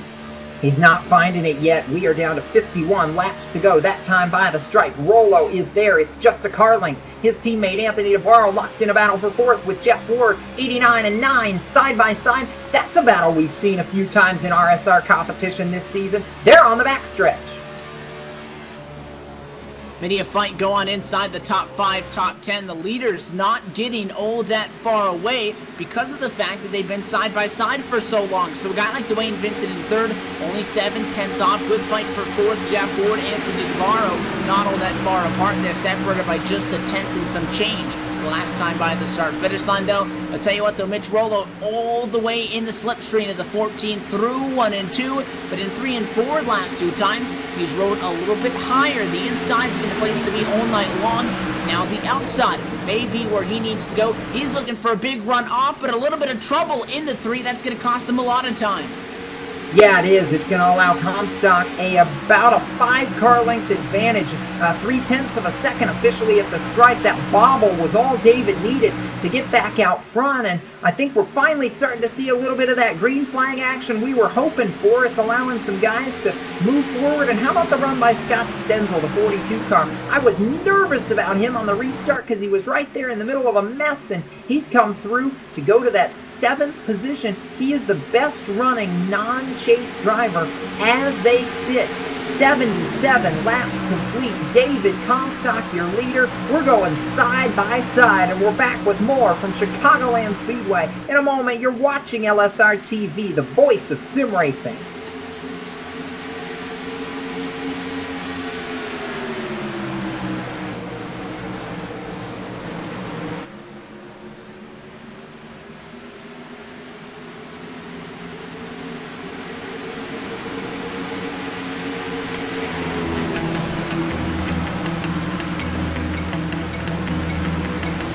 It's been a very long offseason. Teams have changed, sponsors have changed, colors and all, but one thing that hasn't, they like to mash the loud pedal. Green flag is out on the 2015 NASCAR Peak Antifreeze Series season. iRacing is the ideal platform for these broadcasts because we have the best racers, the best online racers in the world, and we have such a variety of racing, from NASCAR to Grand Prix style racing, sports car endurance racing. We do it all. Since 2010, the iRacing.com World Championship Grand Prix Series has been the absolute pinnacle of road racing in a simulated form. Great start then by Yakoda from the front. They're packing up behind number 1. They're going to be 4 wide as they come down into turn number 1 for the first time. Will they make it through that first corner? You can see them funneling through the center S's. It looks as though everyone is just about made it through. We have got ourselves some contact though, Rachel. Side by side going into turns 3 and 4. Humpy's got the advantage, but Ottinger's not going to. Oh, he got into him! Ottinger gets into the 58, turns right into him, and that ends Ottinger's run.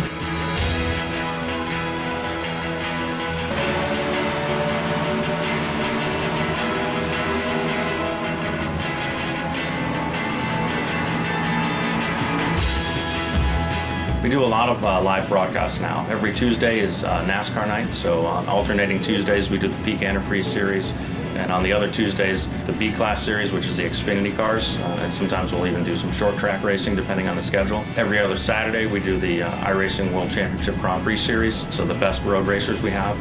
And we also broadcast some special events, including the Endurance Championship, which is part of the Road Warrior Series. So we broadcast the Daytona 24, the Sebring 12-hour, we'll do the Watkins Glen 6-hour, several other races along there. And then, of course, the iRacing Pro Racing Champions, which is usually our biggest and most watched event of the year. That is short track racing, and that's how awesome this sim is, Joe. That's something you see on TV on highlight reels, and we just saw it here, live. We invite iRacers who are real-world racers, and they compete every December. Guys like Alex Gurney, Justin Wilson, Scott Speed, Ron Capps, the list goes on. Really some big-name drivers from all major forms of motorsport. It's really neat to see them get together and race together. See Laughlin up top, down to the ball, gets turned! Laughlin gets turned! Caution is out foul at the front of the field! The easiest place to find the broadcast is on our website, iracing.com/live. So you can find some of our races on fanschoice.tv as well. A nice place to find iRacing broadcasts. You can also find it at mrn.com and peakauto.com.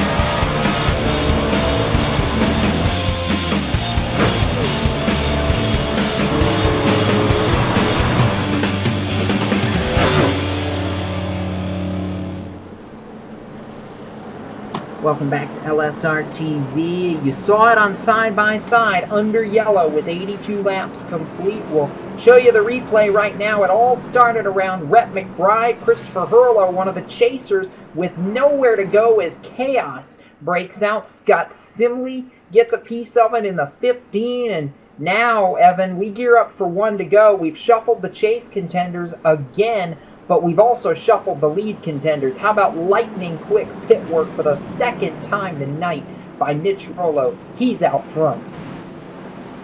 Yeah, and we saw people moving forward, which typically you don't expect to see in a race where everybody wants 4 fresh tires. But I'll tell you what, Mitch Rollo, he has not led this entire race, but getting that 29.361 in qualifying gave him that #1 pit stall. He can basically just pin the throttle and make it to the cone at the end of pit road, which was where the standings are recorded from coming off of the pit lane. He can pin the gas and get there before having to get up to full speed, and that is why he continues to be so strong on pit road. Plus, he's not thinking that he has that big advantage, Jacob. Sometimes you can go in there thinking that you're going to be that much quicker coming off. You can overshoot your stall. He's not making mistakes. He earned that spot on pit road, and it's given him a huge advantage over these other guys.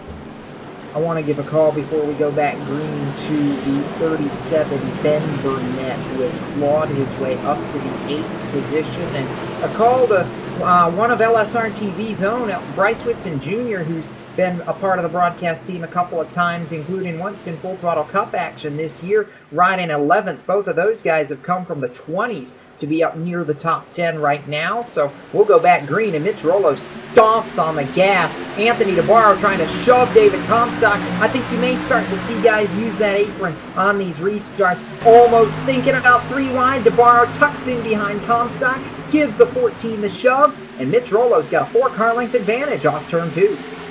And that was essentially no spacing between 2nd, 3rd, 4th, 5th on back, because the race leader was gone. Everybody else looked like they were still on the grid down to turn #1. Just that first place car was missing. Good news for Rollo is that he's able to get out and get going. Dwayne Vincent, the 13 machine, falls to 3rd on that opening lap since the green. It puts Comstock right back now. Instead, he's chasing Rollo instead of the 96 trailing him as it was a couple of laps ago. Exactly right, and Mitch Rollo said over the radio during the break he likes being out front. This car behaves well in clean air. He may not have the longest run speed, but he may not need it if these cautions keep coming out. Rollo, 96, Comstock 14, Vincent 13. The podium runners right now, this time by the stripe, we have 40 laps to go in this race. Third through fifth under a blanket, Evan. Dwayne Vincent, the 13, leads Anthony DeBarro and Jeff Ward. That battle's in one. Jeff Ward's been right around here all night long, but he has yet to break through. Started in 9th, sits 5th right now. Made up the majority of those spots in the opening couple of laps. Surprised that the 89 machine has not been a little bit more aggressive. He's having trouble, though, keeping that car down low on the racetrack, and it doesn't help that he's tucked right up behind two cars, taking a lot of downforce off of the front of that machine, which can assist in that machine pushing up and up the hill. The aero push not in his friendly favor at all for sure, but Comstock trying to use that to his advantage to an extent, Jacob. You want to be behind that guy because you'll draft up to them. You just really don't want to be behind him when you got to start turning that race car. The 14's a veteran. He knows how to work that draft, and he's slowly creeping in on the 96 to make up some time that time through. But keep in mind, Mitch Rollo is no rookie himself. He leads this party. We're going back to watch a battle in 8th and 9th. Ben Burnett, 37, leads Eric Grundy's the defending champ in the 94. They're going at it and almost wheel to wheel. They've been that way for a couple of laps since the restart. And again, not only are the battles limited to out there as well, just outside the top 10, L. Bryce Whitson Jr. in the 00, funded with the 43 of Doug Roth. Roth having a really strong run. He wants a top 10 spot, and he'll get up to, looks like 12 that time by the start-finish line. But Scott Stenzel, Jacob, P60 Exalta Chevy having a great night also. I said that before we went green. He's been the best non-chaser for almost this entire race, and he's not quite got the same pace as these front five do, but Stenzel carrying the banner for these guys that aren't in the points race. Ben Burnett up there in the 8th spot. EJ O'Rourke in the 62. Welcome back to the Full Throttle Cup Series, EJ. He's up in the top 10 in the 9th position in that machine, trying to help out his teammate Brennan Mercer maybe get some points and get a championship run. Brennan's fallen back from the 15th spot since the restart here, and all the while, Mitch Rollo, while the 2nd through 5th cars have started to compress, he started to pull away. It's 0.4 of a second, maybe 5.5 car lengths through turns 3 and 4. This time by, it'll be 35 laps to go. Yeah, we talk the chase, you talk about when and you move on, but it's those spoilers, and right now Scott Stenzel highest amongst them, just behind him, guys like Ben Burnett and EJ O'Rourke. If you're a chase guy, you don't want to lose points to somebody who's not in the chase, and you know, you might almost look down on that car as a lap car. You might expect them to get it out of your way, but that's the fun part about the playoffs. Nobody else is moving but all 43 drivers. Caution flag, though, back out. Big trouble down the back. Jimmy North involved with the 00. Yeah, Bryce Whitson Jr. bringing out the caution flag. Jimmy North collected in that one. They were running 13th and 15th at the time. Yellow flag at lap 91, so we're inside 34 laps to go, and I believe we'll get another look at this in just a moment and see exactly what brought those two together, Evan. He had a little bit of help on that one. The 11 on the inside of the racetrack just came up, and maybe he had a loose car. You can kind of see stepping it up the hill a little bit was Jonathan Cadell. I really think, though, Jacob, the 11 thought he was going to be clear off the corner, and he drifted up, and just turned the 00 of L. Bryce Whitson Jr. Bryce spins down the racetrack, and the 11 bounces off the fence, and he's the one that turns Jimmy North around. The 36 gets taken out by Cadell, who is spinning across the racetrack, so Rich Jett with problems. Sean Casto spins down through the grass, keeps it out of the fence, but he involved in another incident. So under caution again, Evan, we're closing in on 30 laps to go. It's go time now. Is this the yellow that maybe sets up the rash of what we've come to know as yellow fever to the finish? Well, with the exclusion of maybe one run, I'd consider this one a lot of yellow fever at Chicagoland Speedway.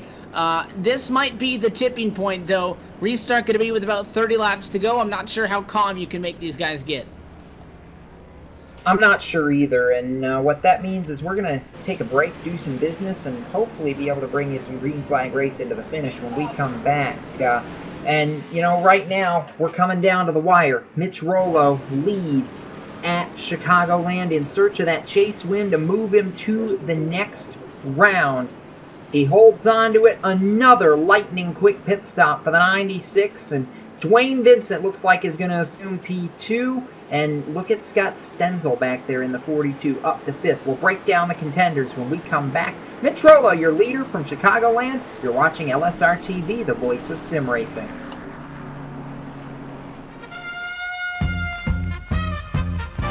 Once its sights are set, nothing can stop the ferocious lion from capturing its prey. Relying on keen senses, lions search patiently before striking with alarming speed. Wait for it. Gotcha, Mr. Piece of Rubbish. He is truly the master of his environment. Do good, be a lion.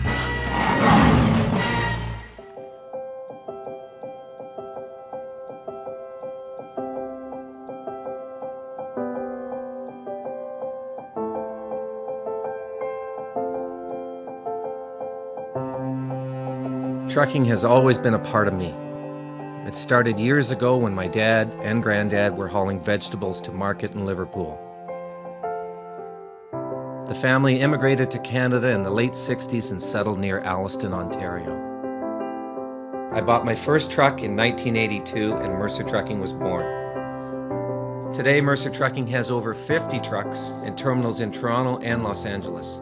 Our storage facilities at both terminals can handle any size of distribution needs throughout North America. We service the continental U.S., including Hawaii and Alaska. We run over 120,000 miles per month and some of the best equipment on the road today. We specialize in less than truckload shipments, show freight, we do rush team service deliveries, and haul your refrigerated or heated product. Our regular team service from Canada to California is second to none, and our staff and drivers are among the best in the business. I'm proud of our people and what they can achieve. Trucking is in my blood, it's my livelihood, and it's what I do best.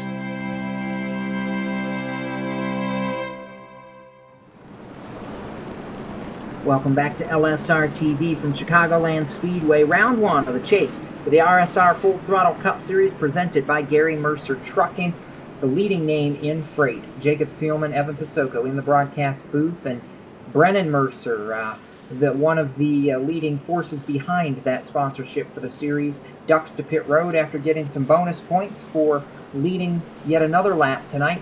Leaves Mitch Rolo, Dwayne Vincent on the front row, 96 and 13, with Anthony DeBarro in the 3rd position. This is going to be a lot of fun to watch, because now all of a sudden you're shuffling the deck, Evan, shuffling the players. You've got Scott Stenzel, a non-chaser, up to 5th. He could just well play spoiler here tonight. Playing spoiler is always fun if you're the man doing it. You never want to finish, though. As I said earlier, a chase driver, you don't want to finish second away from a free ticket to round 2 to somebody that's not in the championship. Don't expect them to let this one go easy at all. Restart coming up with looks like it'll be 30 laps to go here down to the final parts of this one.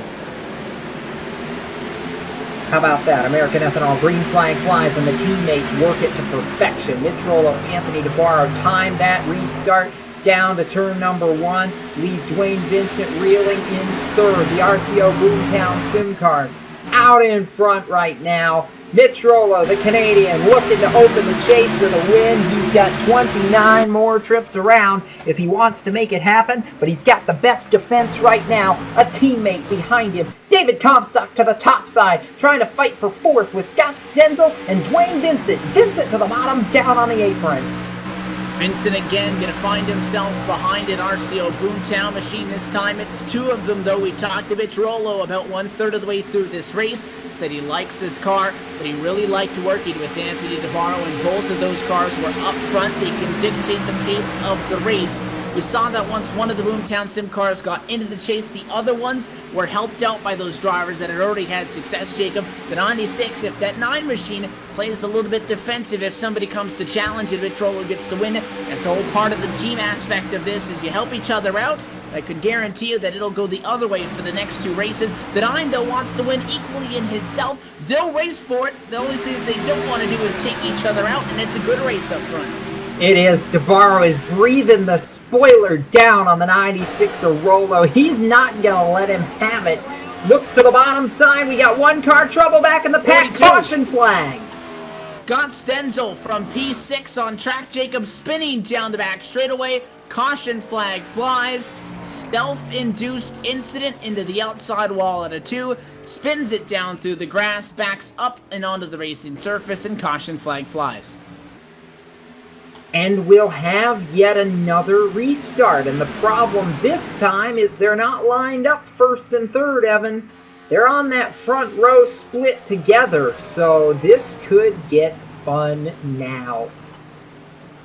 Yeah, we said when we saw Rollo and DeBarro run 1-2 earlier that they really need to be in sync with each other. And they did it, and it worked beautifully. They took off. But when it didn't, that 9 machine got left to the wolves. And it is that car on the inside of row 2 and 3rd that typically does get a better advantage than the driver that starts outside to your race leader. So the big thing that working for Anthony DeBarro here is that I'm sure he and Mitch Rollo are going to be talking. They're going to try to go together. Dwayne Vincent knows, though, that every time you get a caution now, you're going to lose a good percent of the 25 laps that are left. He does not want to stay in 3rd much longer.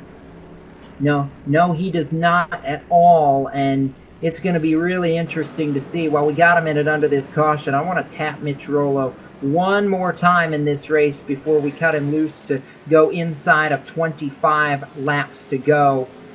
Mitch, one more time, we'll tap you up on the radio here.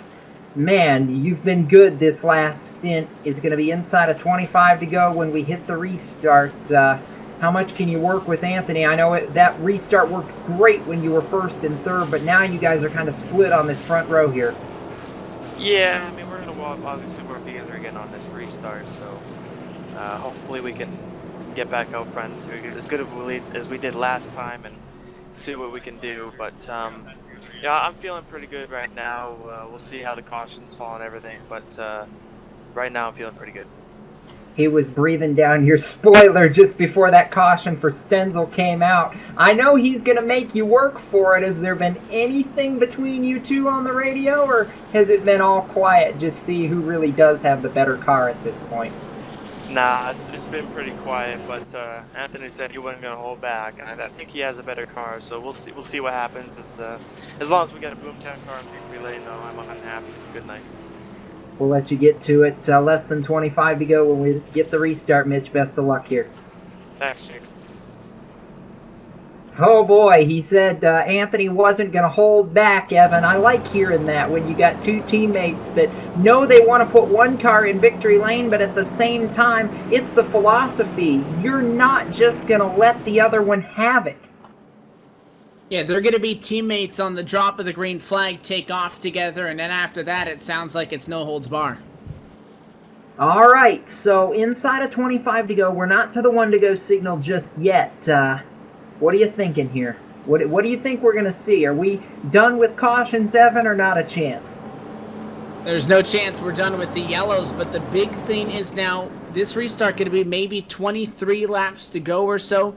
A caution takes up at least 4 laps. So, you know, we got a couple of cautions early. Very quickly, it brought us to the 1/3 mark before we started to see some elongated green flag periods. Now, when you only have 23 laps left and you get, you know, 4 laps here under caution, 4 laps there under caution, you really can't afford much more than 3 or 4 yellows if they're happening back to back to back. So I think really these restarts could be the biggest thing for the 96 car. Is about to get interesting, I think. You know, and look at the chase now. Look at the picture now. You're seeing some of these non-chasers sneak up into the top 10, and some of our guys that need the points shuffled back. Dan Murray back there in 17th. You know, Jonathan Cadell, 21st now. Rich Jett, 23rd. Brennan Mercer pinned a lap down in 25th. Christopher Hurlow, 26th. Nick Cohan, we documented him. He's shotgun on the field. All of a sudden, oh boy, Evan, this point situation, you know, we talk about Corbin Hemstreet missing a race. It might not be as bad as he thinks it's going to be. There's been a lot of problems tonight for chasers. There's been a lot of problems for chasers. There's been a lot of almost disappointing runs, you almost might want to say, for some of the chasers that, you know, didn't have the win, made it in on points, had strong runs. You know they had to be fired up, not the way they wanted to get their first step going forward. However, there is still 23 laps to go at the start-finish line. There is still some shuffling to be done. There is, and we're going to gear up for another American Ethanol restart. 23 laps remaining, and look at this. Rollo and Navarro right to 1 and 2. They know they need to slide in together before they get to turn number 1. They'll do just that. How about the run by David Comstock on the outside? He's going to pick up a spot and go to 3rd. Rollo out front by 2 over Navarro. Comstock smells blood in the water. He's down to the bottom, looking for a spot on the back straightaway. Dwayne Vincent losing a lot of time down the back. The 13 got sideways. He loses 1, 2, 3, 4, 5, almost 6 spots from 4th place now to 11th. Battle for 2nd, off turn number 4. Comstock got a run to the inside. DeBarro to the outside. They're side by side to the line. Back in the pack, Greg Evans to the apron, trying to pick up a spot on his teammate Jeff Ward. He does. DeBarro gonna have to hurry before the Steel Horse cars get there. He wants to hold 2nd though. Gonna use a big run off the outside of turn number 2. May just do it. And that 9 machine, Jacob, the 14 caught him because he dropped back in line behind Mitch Rollo going into 1 off for the restart. And that lift to ensure that they weren't side by side, it was a preventative measure because if the 9 went in on the top, the 14 could have gotten to the bottom. But when you lift like that, getting up to speed, it kills the momentum. It allowed Rollo to open up that 3/10 of a second gap. It allowed David Comstock to get back there. 14 can't capitalize, and a Monster Energy Chevy going up to where he's feeling comfortable tonight on the outside of the racetrack, trying to get those big long runs down the straightaways.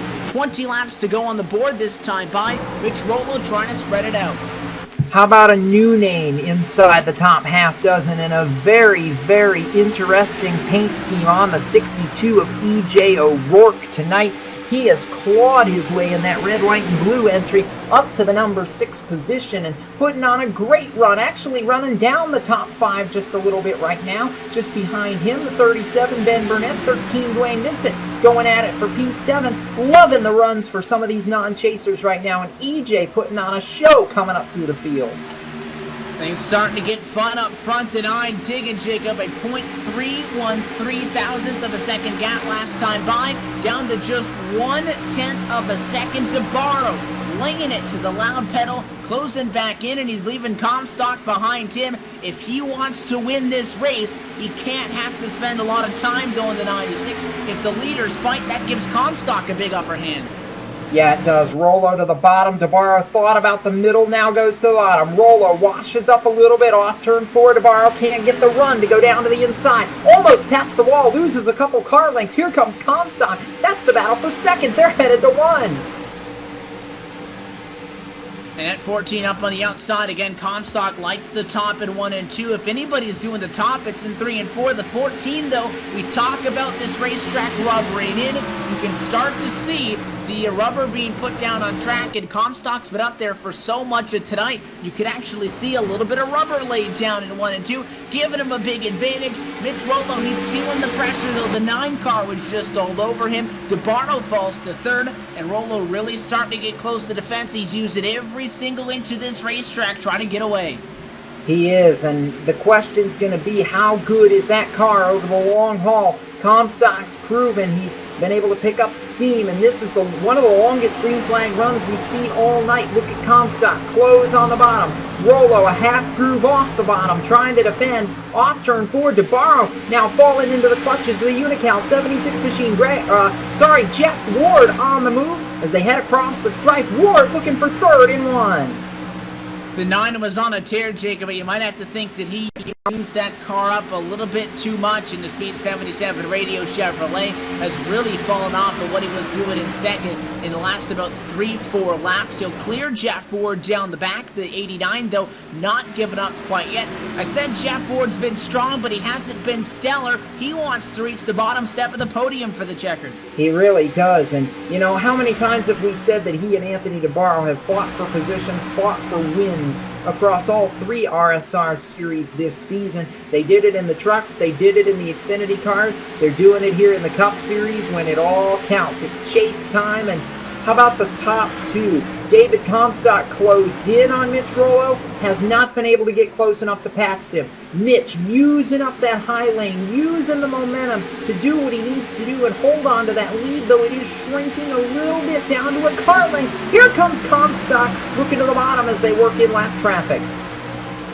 Jimmy North stays high, gets out of the way. That does take that top lane away, though, from Comstock. That's what he's wanted.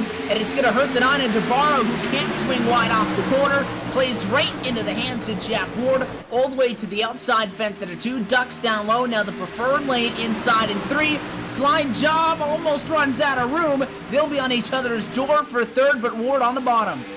Yeah, how about the run, though, by DeBarro on the outside lane? Ward pitches it into turn number 1. He's not going to have the steam to clear him, and DeBarro's going to use this outside lane to make a run off turn number 2. Comstock almost into the fence just ahead of him. Hangs on to it. DeBarro keeps that 3rd position over Jeff Ward. Had it for an instant at the start-finish line. Gives it all back now. The leaders using the top side in 3 and 4. We're coming down to 12 laps to go this time.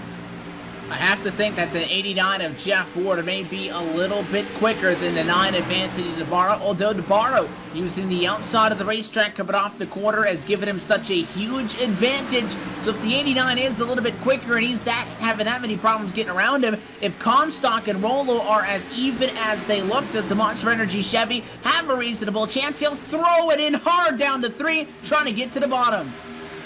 Meanwhile, up front, battle for the lead off turn number 4. David Comstock took a peek on Mitch Rollo coming into turn number 3. Could not make it stick. He's going to look again in turn number 1, but falls back about a car length. Rollo goes to the bottom to defend. Comstock is there as well. DeBarro using that high lane. Ward on the bottom. Everybody's picking the lane that they're trying to make work off turn 2. 10 to go. It's still Rollo. 10 laps to go. Contact with Anthony DeBarro, the number 9 machine.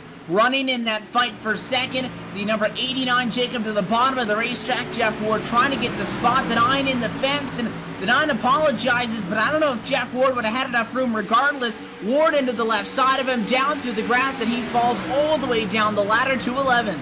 Yeah, you talk about late race mistakes, whether they're yours, whether they're racing deals, or whether it's, just something that is out of your control. That gives up a lot of points for Jeff Ward right there. 7 spots on the racetrack. DeBarro, you got to wonder how much damage he's got. Meanwhile, the fight for the win is between these top 2. 9 laps to go, and David Comstock has given Mitch Rollo everything he can handle.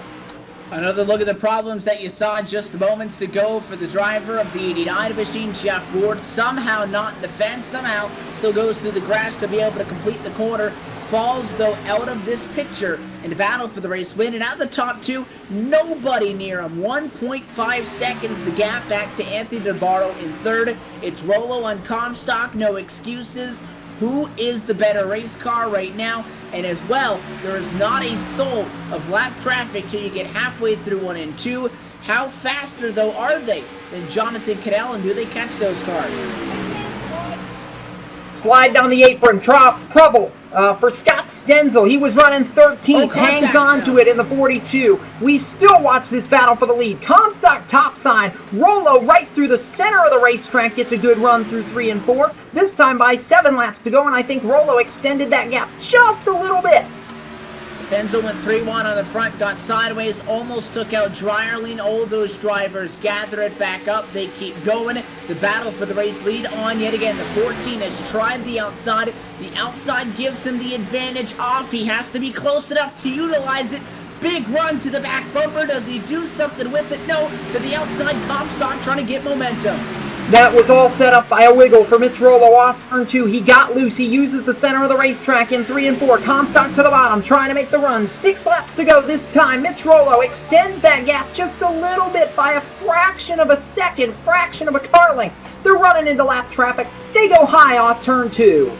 An amazing job by that 96 to go low and still get a better run than what the 14 machine did down through 3 and 4. So Comstock quicker at 1 and 2, rolled the advantage in the second half of the racetrack. To the inside they go on the 43. Caution flag coming to 5 laps to go. Could that be it? There's trouble down the back. There is trouble down the back, and I'm not so sure it won't give us a 1-lap dash. We'll check with race control in a moment. Rollo, your leader at the caution. Oh my, Evan, you had eyes on it. Looks like Ben Burnett, the 37. Again, turn number 2, the place not to be tonight. Ben Burnett running in 13th position, a very good run, and challenging the 34 of Sean Bounty for 12th. took a peek to the inside in 1 and 2, realized that it wouldn't stick and stepped it up the hill, eventually just ran out of room. Small overcorrection. You take a look at the LSRTV replay right there. Smacks the right side of the race car on the fence, comes down heavy engine damage. And I always say that if we get a caution with 4 laps to go or less, a yellow ends it. Well, how about right at 5 to go? That could set us up for a 1.5-mile shootout to the end. And a big thing that's going to play a determining factor in all of that is that when Mitch Rollo came across the start-finish line, he did not have to stop immediately to get that pace car, Jacob. They did another lap around, and now they catch the pace car. If this race does not go back green, the option that was implemented, I guess, by the sim for them to not have to stop immediately for the pace car, for them to do another lap around to catch it, could be the difference maker that pushes them over the edge. We'll have to see, though. We're going to check with race control in a moment, Evan. While we're doing that, let's take the viewers through at least the top 10 players here now with about 3 laps to go, shall we? It will set you up for where they will be for what could be a late race restart or what could be the unofficial results tonight from Chicago. Mitch Rollo leads this race right now. Started on pole position, wants to finish up there, wants a ticket into round number 2 of the championship. He'll start in first if we go back green to the second place driver, the 14 of David Comstock. Dwayne Vincent back in the conversation late. The number 13 still looking for a win in 2015, sits in third. Fourth place right now with the 9 of Anthony DeBarro, and then rounding out our top 5 as they go right now. Jacob, that 23 of Greg Evans continues to lurk in P5. He really does. Eric Brundy's the defending champion, 6th. Thomas George in 7th. Steve Gottschalk, the first man out of the chase, has made a nice rally to 8th, as has Jose Gonzalez after a spin earlier to 9th. And Jeff Ward rounding out the top 10. We just took 2 laps to go this time by, or rather 3 laps to go. We're working lap 123, so it'll be 2 to go next time by. If the lights go out, we'll have ourselves a 1-lap dash. And that's what the 96 does not want to see. That's what everybody else wants to. And, you know, to a point, David Comstock does not want to be Jeff Gordon on this restart. You might just want to take the points for a second and not have to go through another restart, although dangling a free pass to round 2 sure is tempting. It really is. So, Evan, if we get the lights out here and have ourselves a 1-lap shootout, do you like the 96? Do you like the 14? Or does somebody in row 2 maybe sneak up and bite if neither one of them go really well on the restart? We've seen those RCO Boomtown cars be so good on the restarts. Right now with the 96, it's just him up there. Teammate in the 9 to borrow is going to be in 4th. Can't really work with him. He's not behind him. He's not next to him. Here it is, the drum roll, though, across the start-finish line. Do the lights go off on the pace car? Will we go back green? Answer going to be yes. A 1-lap shootout this time by. Double them up, boys. Oh, could you have written this script to kick off the chase? I mean, Evan, this is what we've come to expect. You want intensity, you want drama. This is exactly what you want to see. For the fans, for us, it's all about 1.5 miles now. And for one of these front runners, they're going to punch their ticket to the next round. The top 7 all chasers can all get that win. Top 7 all chasers, that means if something happens up front, it could be very ugly. May not be a spoiler to the end of this one, but can Mitch Rollo sail it off to turn 1? And if he can sail it off to turn 1, use the bumper at 180 miles an hour. How much is this one worth to you? It's a pass into round 2 of the championship on the line, and making things a lot easier for the next 3 weeks. We'll find out. All right, boys and girls, fasten your seatbelts, because when we go back green flag this time, providing the yellow doesn't come out before they hit the start-finish line, they'll run it back no matter what. Pace car to the safety of pit road. Mitch Rollo gets on the gas, spins the tires a little bit. Comstock does not get the restart. Dwayne Vincent side by side for second. Navarro trying to make it 3 wide. They head for 1 for the final time. 3-1 for second and on up top. Vincent down low. Comstock sideways in the corner. Sideways and almost spinning into the outside wall for David Comstock. Big trouble behind them. The big one down the back straightaway. Meanwhile, Mitch Rollo headed for turn 3, uncontested as everybody crashes behind him. I don't think Dwayne Vincent's going to be close enough as they work off turn 4. He is not. Vincent gets past. Greg Evans not going to get there. Mitch Rollo wins at Chicagoland. And we said with the top 7 in the chase being there, if something happens, it could be ugly. And David Comstock, unfortunately, is the Jeff Gordon in that role. He'll have to settle with a 12th place result, and he'll take out his frustration on the innocent driver of the 10 in front of him, just the closest car to run into after that one. That was absolute junk down the back. We're showing you the replay, and it's not for the battle for the win. That was over half a second, but absolute calamity down the back. Didn't matter. White flag, they raced it back. And this championship picture, Jacob, now looks completely different as it did about 1 minute ago. And now that second place, as we were talking about for Comstock, may not have looked that bad. Let's patch the radios to pit road, Evan. Pull in the winning crew chief, Jared Como. Your driver, I know you told him before we went green, just do what you do. Look at that. He's in victory lane. He's got the golden ticket to round 2 of the chase. Can you believe it right now? Oh man, I cannot believe this. We ran the perfect race. We had, our pit crew is on point tonight. I couldn't be more happy. There is no car that was more deserving of this tonight. We're going to round 2. His first win was from the pole at Watkins Glen. I promise you this one means a bit more. You got the next 2 weeks now. You had Anthony DeBarro finish 4th, and I know the night wasn't what it needed to be. Chris Hurlow battled through as much adversity as he could to, minimize the damage, finish 2 laps down, but you've at least got one car now that you don't have to worry about, panic about as much. Guaranteed, they're going to the next round. You know what, Jacob?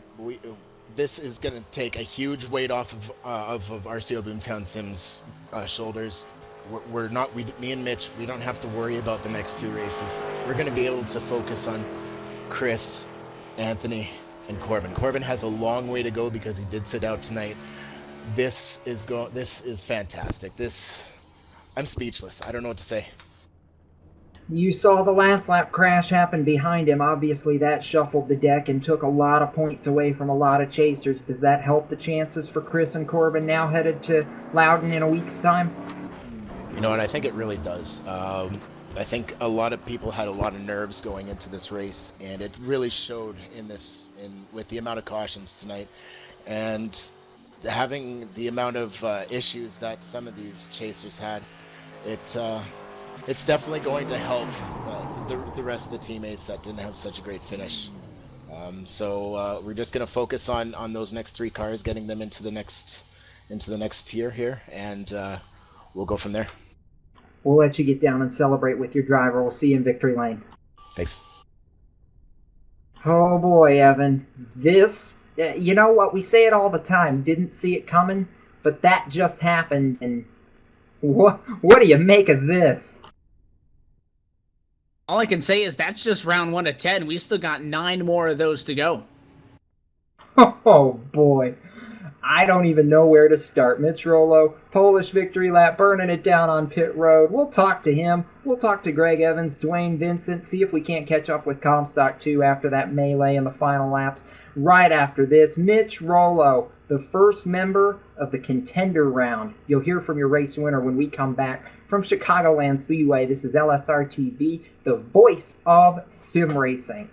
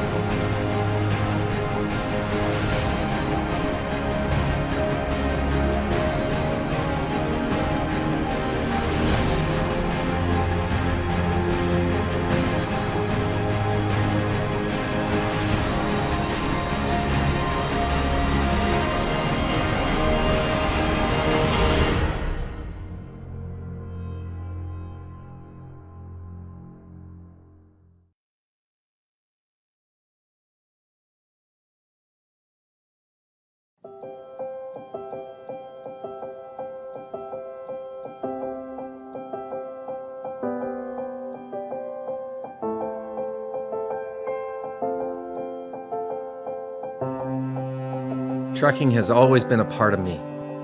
It started years ago when my dad and granddad were hauling vegetables to market in Liverpool. The family immigrated to Canada in the late 60s and settled near Alliston, Ontario. I bought my first truck in 1982 and Mercer Trucking was born. Today, Mercer Trucking has over 50 trucks in terminals in Toronto and Los Angeles. Our storage facilities at both terminals can handle any size of distribution needs throughout North America. We service the continental U.S., including Hawaii and Alaska. We run over 120,000 miles per month and some of the best equipment on the road today. We specialize in less than truckload shipments, show freight, we do rush team service deliveries, and haul your refrigerated or heated product. Our regular team service from Canada to California is second to none, and our staff and drivers are among the best in the business. I'm proud of our people and what they can achieve. Trucking is in my blood, it's my livelihood, and it's what I do best.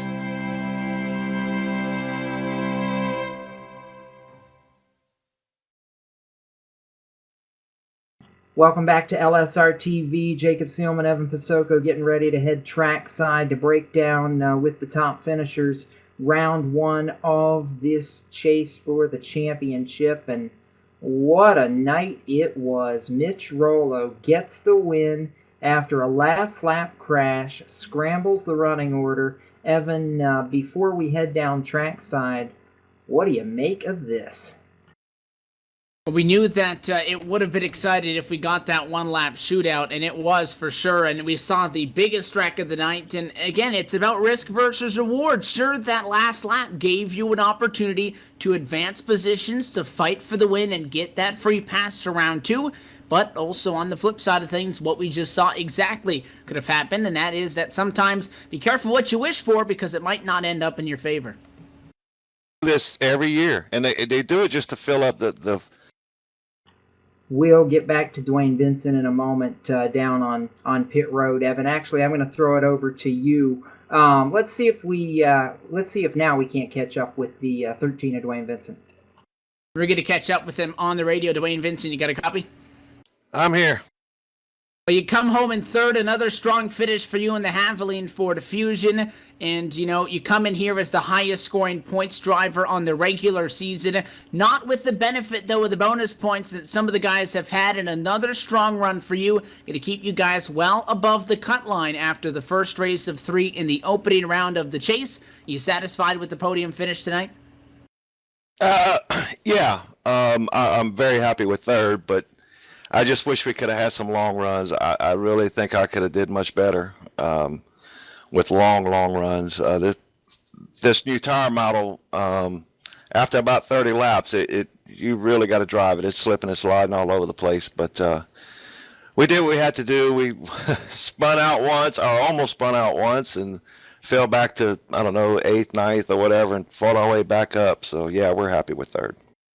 We talked to Mitch a couple of times tonight when he was behind guys, and he said that, he needed maybe 10 laps to get going. So, you could kind of classify that, I guess, as a long-run car by tonight's standard with those short stints. You started this race still in 11th. Didn't take you long to get up to the top 5, but you said you got loose a couple of times. Well, that was a common theme tonight. Turn 2, I think, took at least 10 victims, and you can probably multiply that by 2 or 3 if you count that final incident there. What was the biggest struggle working around the Chicagoland Speedway, and how much, if at all, did this racetrack change from start to finish as the rubber got put down around here?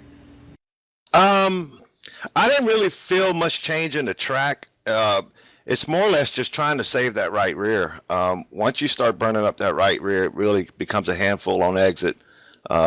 Really out of turn 2, like you were saying. That's where I really tried to save it. A lot of guys were kind of eating me up a little bit coming out of 2, but after about 10 lap run or so, then it would start coming back to me. Well, a good run nonetheless. The top 3 finish tonight to, again, going to keep you well clear of that cut line. Still 2 races to go. Still a lot can happen, and that still leaves you plenty of opportunity to put that Haviland Motor Oil Ford Fusion in victory lane for the first time in 2015. You guys are close, continuing to knock on the doorstep. New Hampshire going to be the next place we go to in just 1 week's time. Can you get the job done there in the 13? What's that going to be like for round 2 of this round? That's going to be a tough one, but we're gonna give it our best. I promise you that. So, looking forward to it. Strong run tonight, up front for the majority of it, a podium finish and a strong one nonetheless. Dwayne, sponsors, shout-outs, all of those good people. Who's powering this championship run for the 13 machine? Adam Benefield and I teamed up again, and I apologize. I'm not sure the name of the team yet, but Adam and God, I can't remember the guy's name. He's going to kill me. But my mom and dad watching at home, all you guys at LSRTV, RSR for all the guys, what they do for us to have all this fun. Well, we certainly appreciate you for sticking around and chatting with us. Dwayne, we'll let you get back to the crew debrief on this one. Again, congratulations. A good run for you, avoiding much of the calamity late there that a lot of our chase guys are going to have to, I guess, recess and look over for the next 6 days. We'll see you next week, though, at New Hampshire. Best of luck. Thank you, bud. Appreciate it. Jacob, that is your third place finisher tonight, driving the 13 machine, Dwayne Vincent. He'll take it. A podium finish keeps him good in the points through race number 1. Yeah, I've caught up with 2 drivers right here that are in very close proximity on pit road. First, going to talk with Greg Evans before we move over to the David Comstock machine. But Greg, your number 23 John Deere entry comes up second tonight, and you really surged right at the tail end there. Looked like you were going to be stuck behind Dwayne, found a run late, calamity broke loose behind you, and here you are with a great run as far as points go. Not quite going to put you on top of the chase grid, but how encouraging is this after, leading laps, coming up second, and really having a car that could contend for a while in this race? Yeah, we had a great car at first of the race, and we came off 4 one time when I was racing. I was trying to fall back a little bit, and I brushed the wall, and that gave me some damage, and the car was never really the same after that. But we just kind of rode around. And kind of taking advantage of everybody's mistakes. And I knew that last restart was gonna get pretty hairy. And then I think Comstock, he got loose, and I think Dwayne got loose coming off turn 2. And I kind of took advantage of the situation and came on second. So that's a good way to start to chase. And it wasn't a win, but second place will do.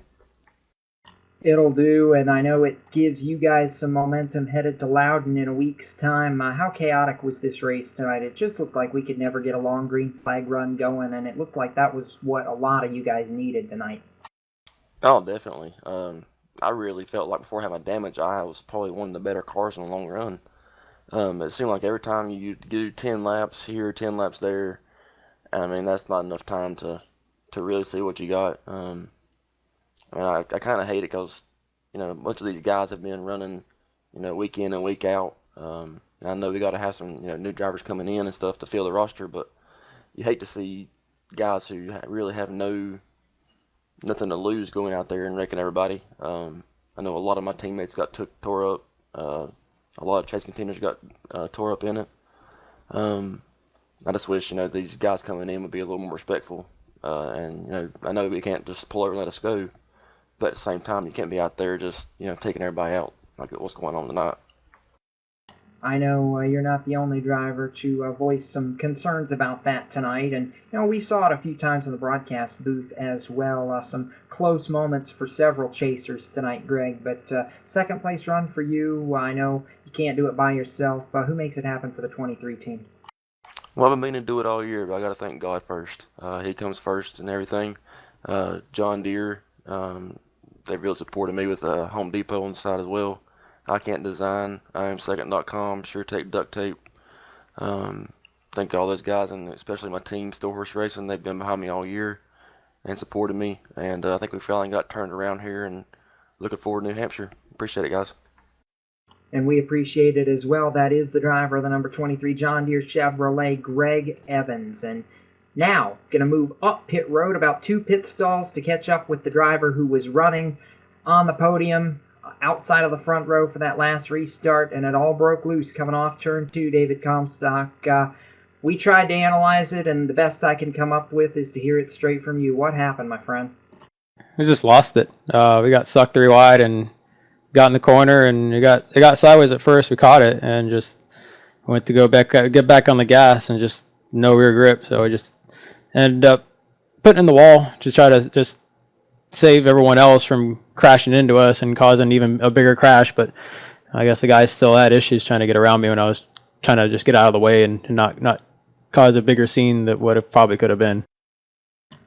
You, over the past 25 laps or so, and Mitch up front, were putting on a whale of a show. You were using the high lane, proving to everybody that this dynamic track model really can work, and you can make a couple of different grooves work. You were searching all over the place. I mean, what were you finding, or what was the difference that just kept you from quite being able to get that quarter panel up to Mitch to be able to suck the air off him and make that last little charge for the win? We kept making them gains on the top, but he saw we were running up there and he came up to try to block our run a bit and figure out what we were doing, and we got to him. Once on the inside off of 4, just the momentum off the top side is really strong as the tires wear, so you have to really back the corners up in the bottom and can't carry as much on the top. So iRacing did a good job with the dynamic surface on that part. It just we just needed more of a run, try to get on the outside of him. You needed to get outside of him into the corner. Trying to come off the corner, it was too tough. You had to really take care of the rear tires on that one.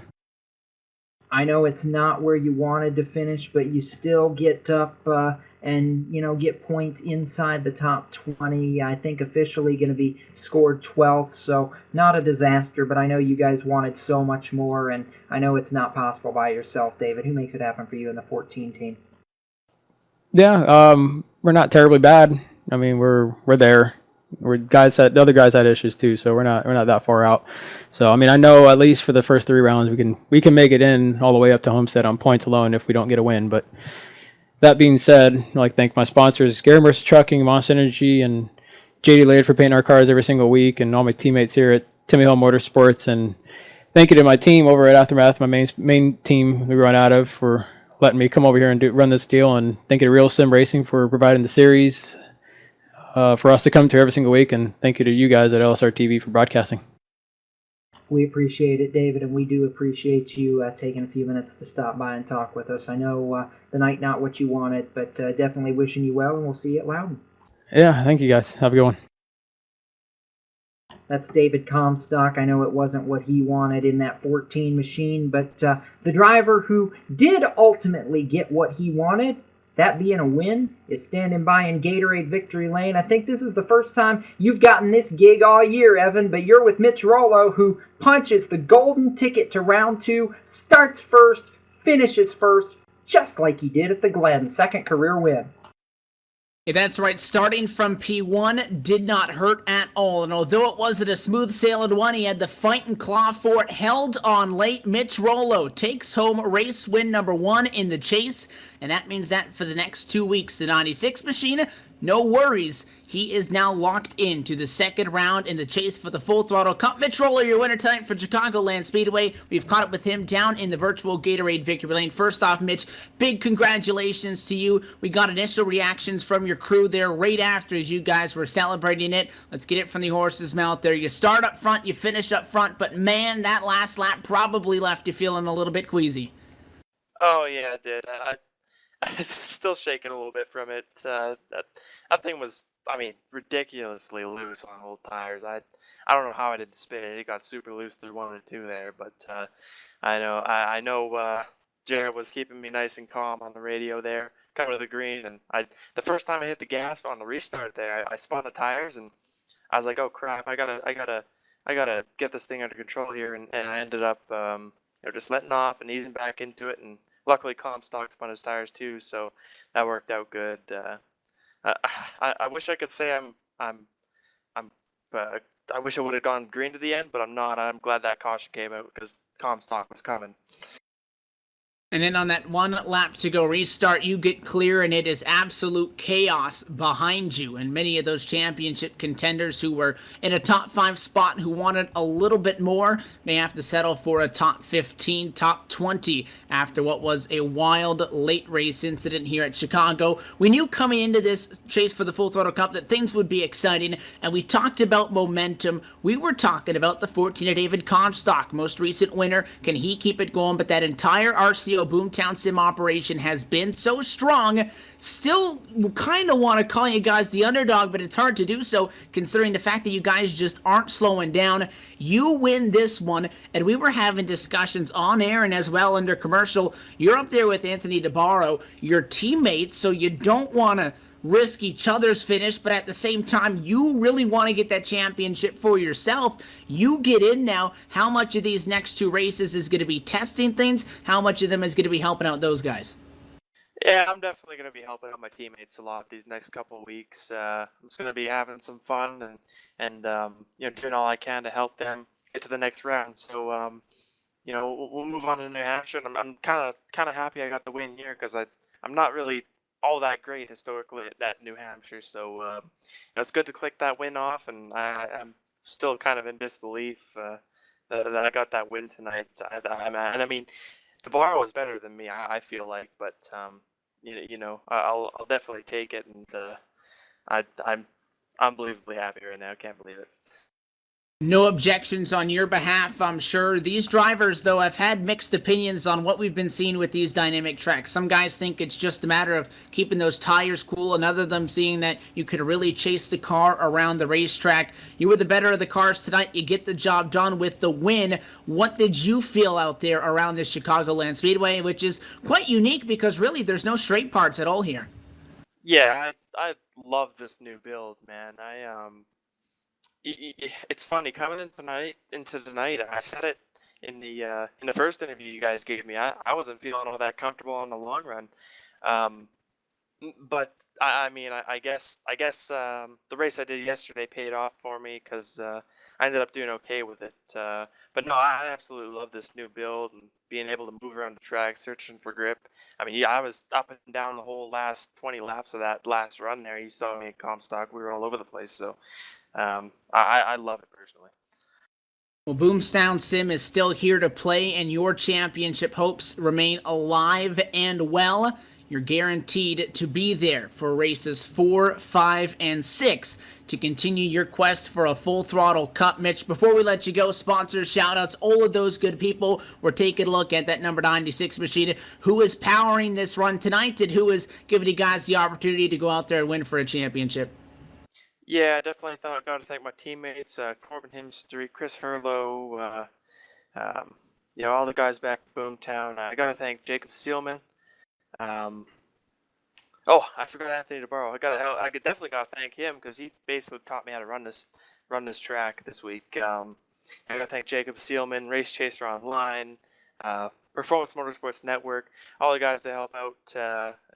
Jacob foots the bill for the team, so definitely very thankful for him being with us, and it's on to New Hampshire next week. Hopefully we can pull off another win for him.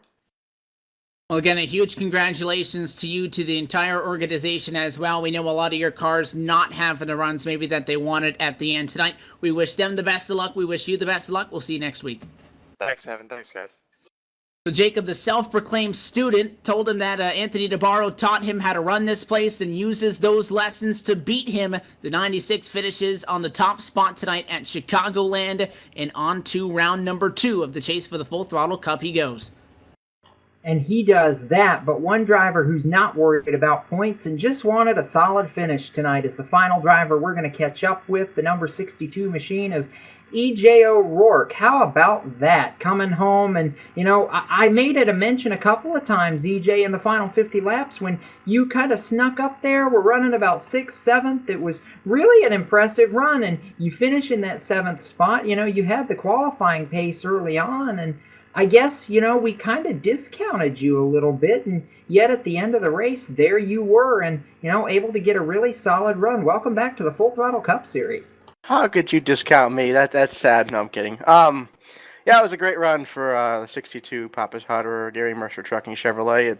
It's fun to be back. It's nice to be back. And, we finished 7th. I qualified 8th. I was just, being a non-chaser, I didn't want to get in the way of the chasers. I just wanted to go out there and have some fun and have some fun on Monday night with my teammates and Brendan, David, and Jimmy North. So had some fun tonight. Finished 7th. I'll take it. I know you'll take it. You're not really here for points, like you said. You just kind of want to play spoiler, get some solid runs. We're going to Loudon, Dover, a couple of tracks where I've seen you be decent over the last couple of years on this sim and in RSR competition. Maybe steal a win, perhaps, before the end of this chase? Winning would be awesome. I don't think I'll win at New Hampshire or Dover, some of my toughest tracks. I like them, but I'm just not that fast at them. But I don't know. I'm just happy to not cause trouble in this Chicago race and come home with 7th, and just glad to be on the broadcast and glad to be having fun. Well, we're glad to have you, EJ. I know you got people to thank, and definitely, again, glad to have you back in the series. Who makes it happen for the 62 team? The boys back at the shop, of course, and Timmy Hill Motorsports, and Papa's Hardware on the hood of my car. Of course, Brendan and Garry Mercer from Garry Mercer Trucking. LSRTV for broadcasting these races every week. Of course, Real Sim Racing. Without them, this wouldn't be a league. It's a great league. I really enjoy running with them, and we'll see what we can do next week in New Hampshire. We're looking forward to it, EJ. Thanks for taking a few minutes to talk with us. We'll see you at Loudon. Thank you.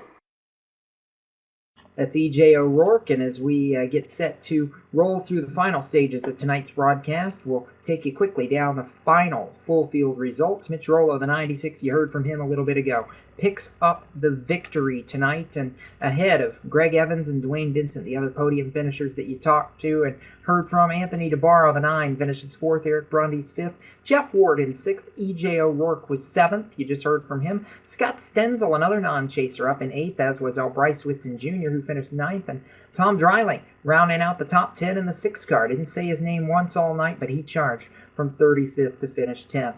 Equal charge, Rich Jett, 34th to 11th in the 36 car. He's a chaser. Made some gains tonight. David Comstock, you heard from him after the spin. Finishes 12th, 13th to Dan Murray, 14th Scott Simley, 15th Sean Boundy, then Jonathan Cadell, 16th, 17th Thomas George, 18th Steve Gottschalk. Final car on the lead lap, Jose Gonzalez in 19th, and 20th, a lap down, Sean Casto. Joe Dinsmore, 21st, Doug Roth, 22nd, Brennan Mercer, 23rd, Chris Hurlow, 2 laps down, but able to pick off some points, comes home 24th, 25th, Ben Burnett. Jimmy North, 26th, 27th, Nick Silver, 28th, Doug Wyatt, 29th, Rhett McBride, 30th, Jake Higgins. The rest of these cars out of the race, 31st, Brian Harvey, Ryan Vaughn, 32nd, the Navy Duke, Eric Arnold, 33rd, Jason Lester, 34th, Kevin Linden, 35th, Paul Fugate, 36th, and early problems at lap 24, Nick Cohan out of the race, first chaser to fall, finishes shotgun on the field in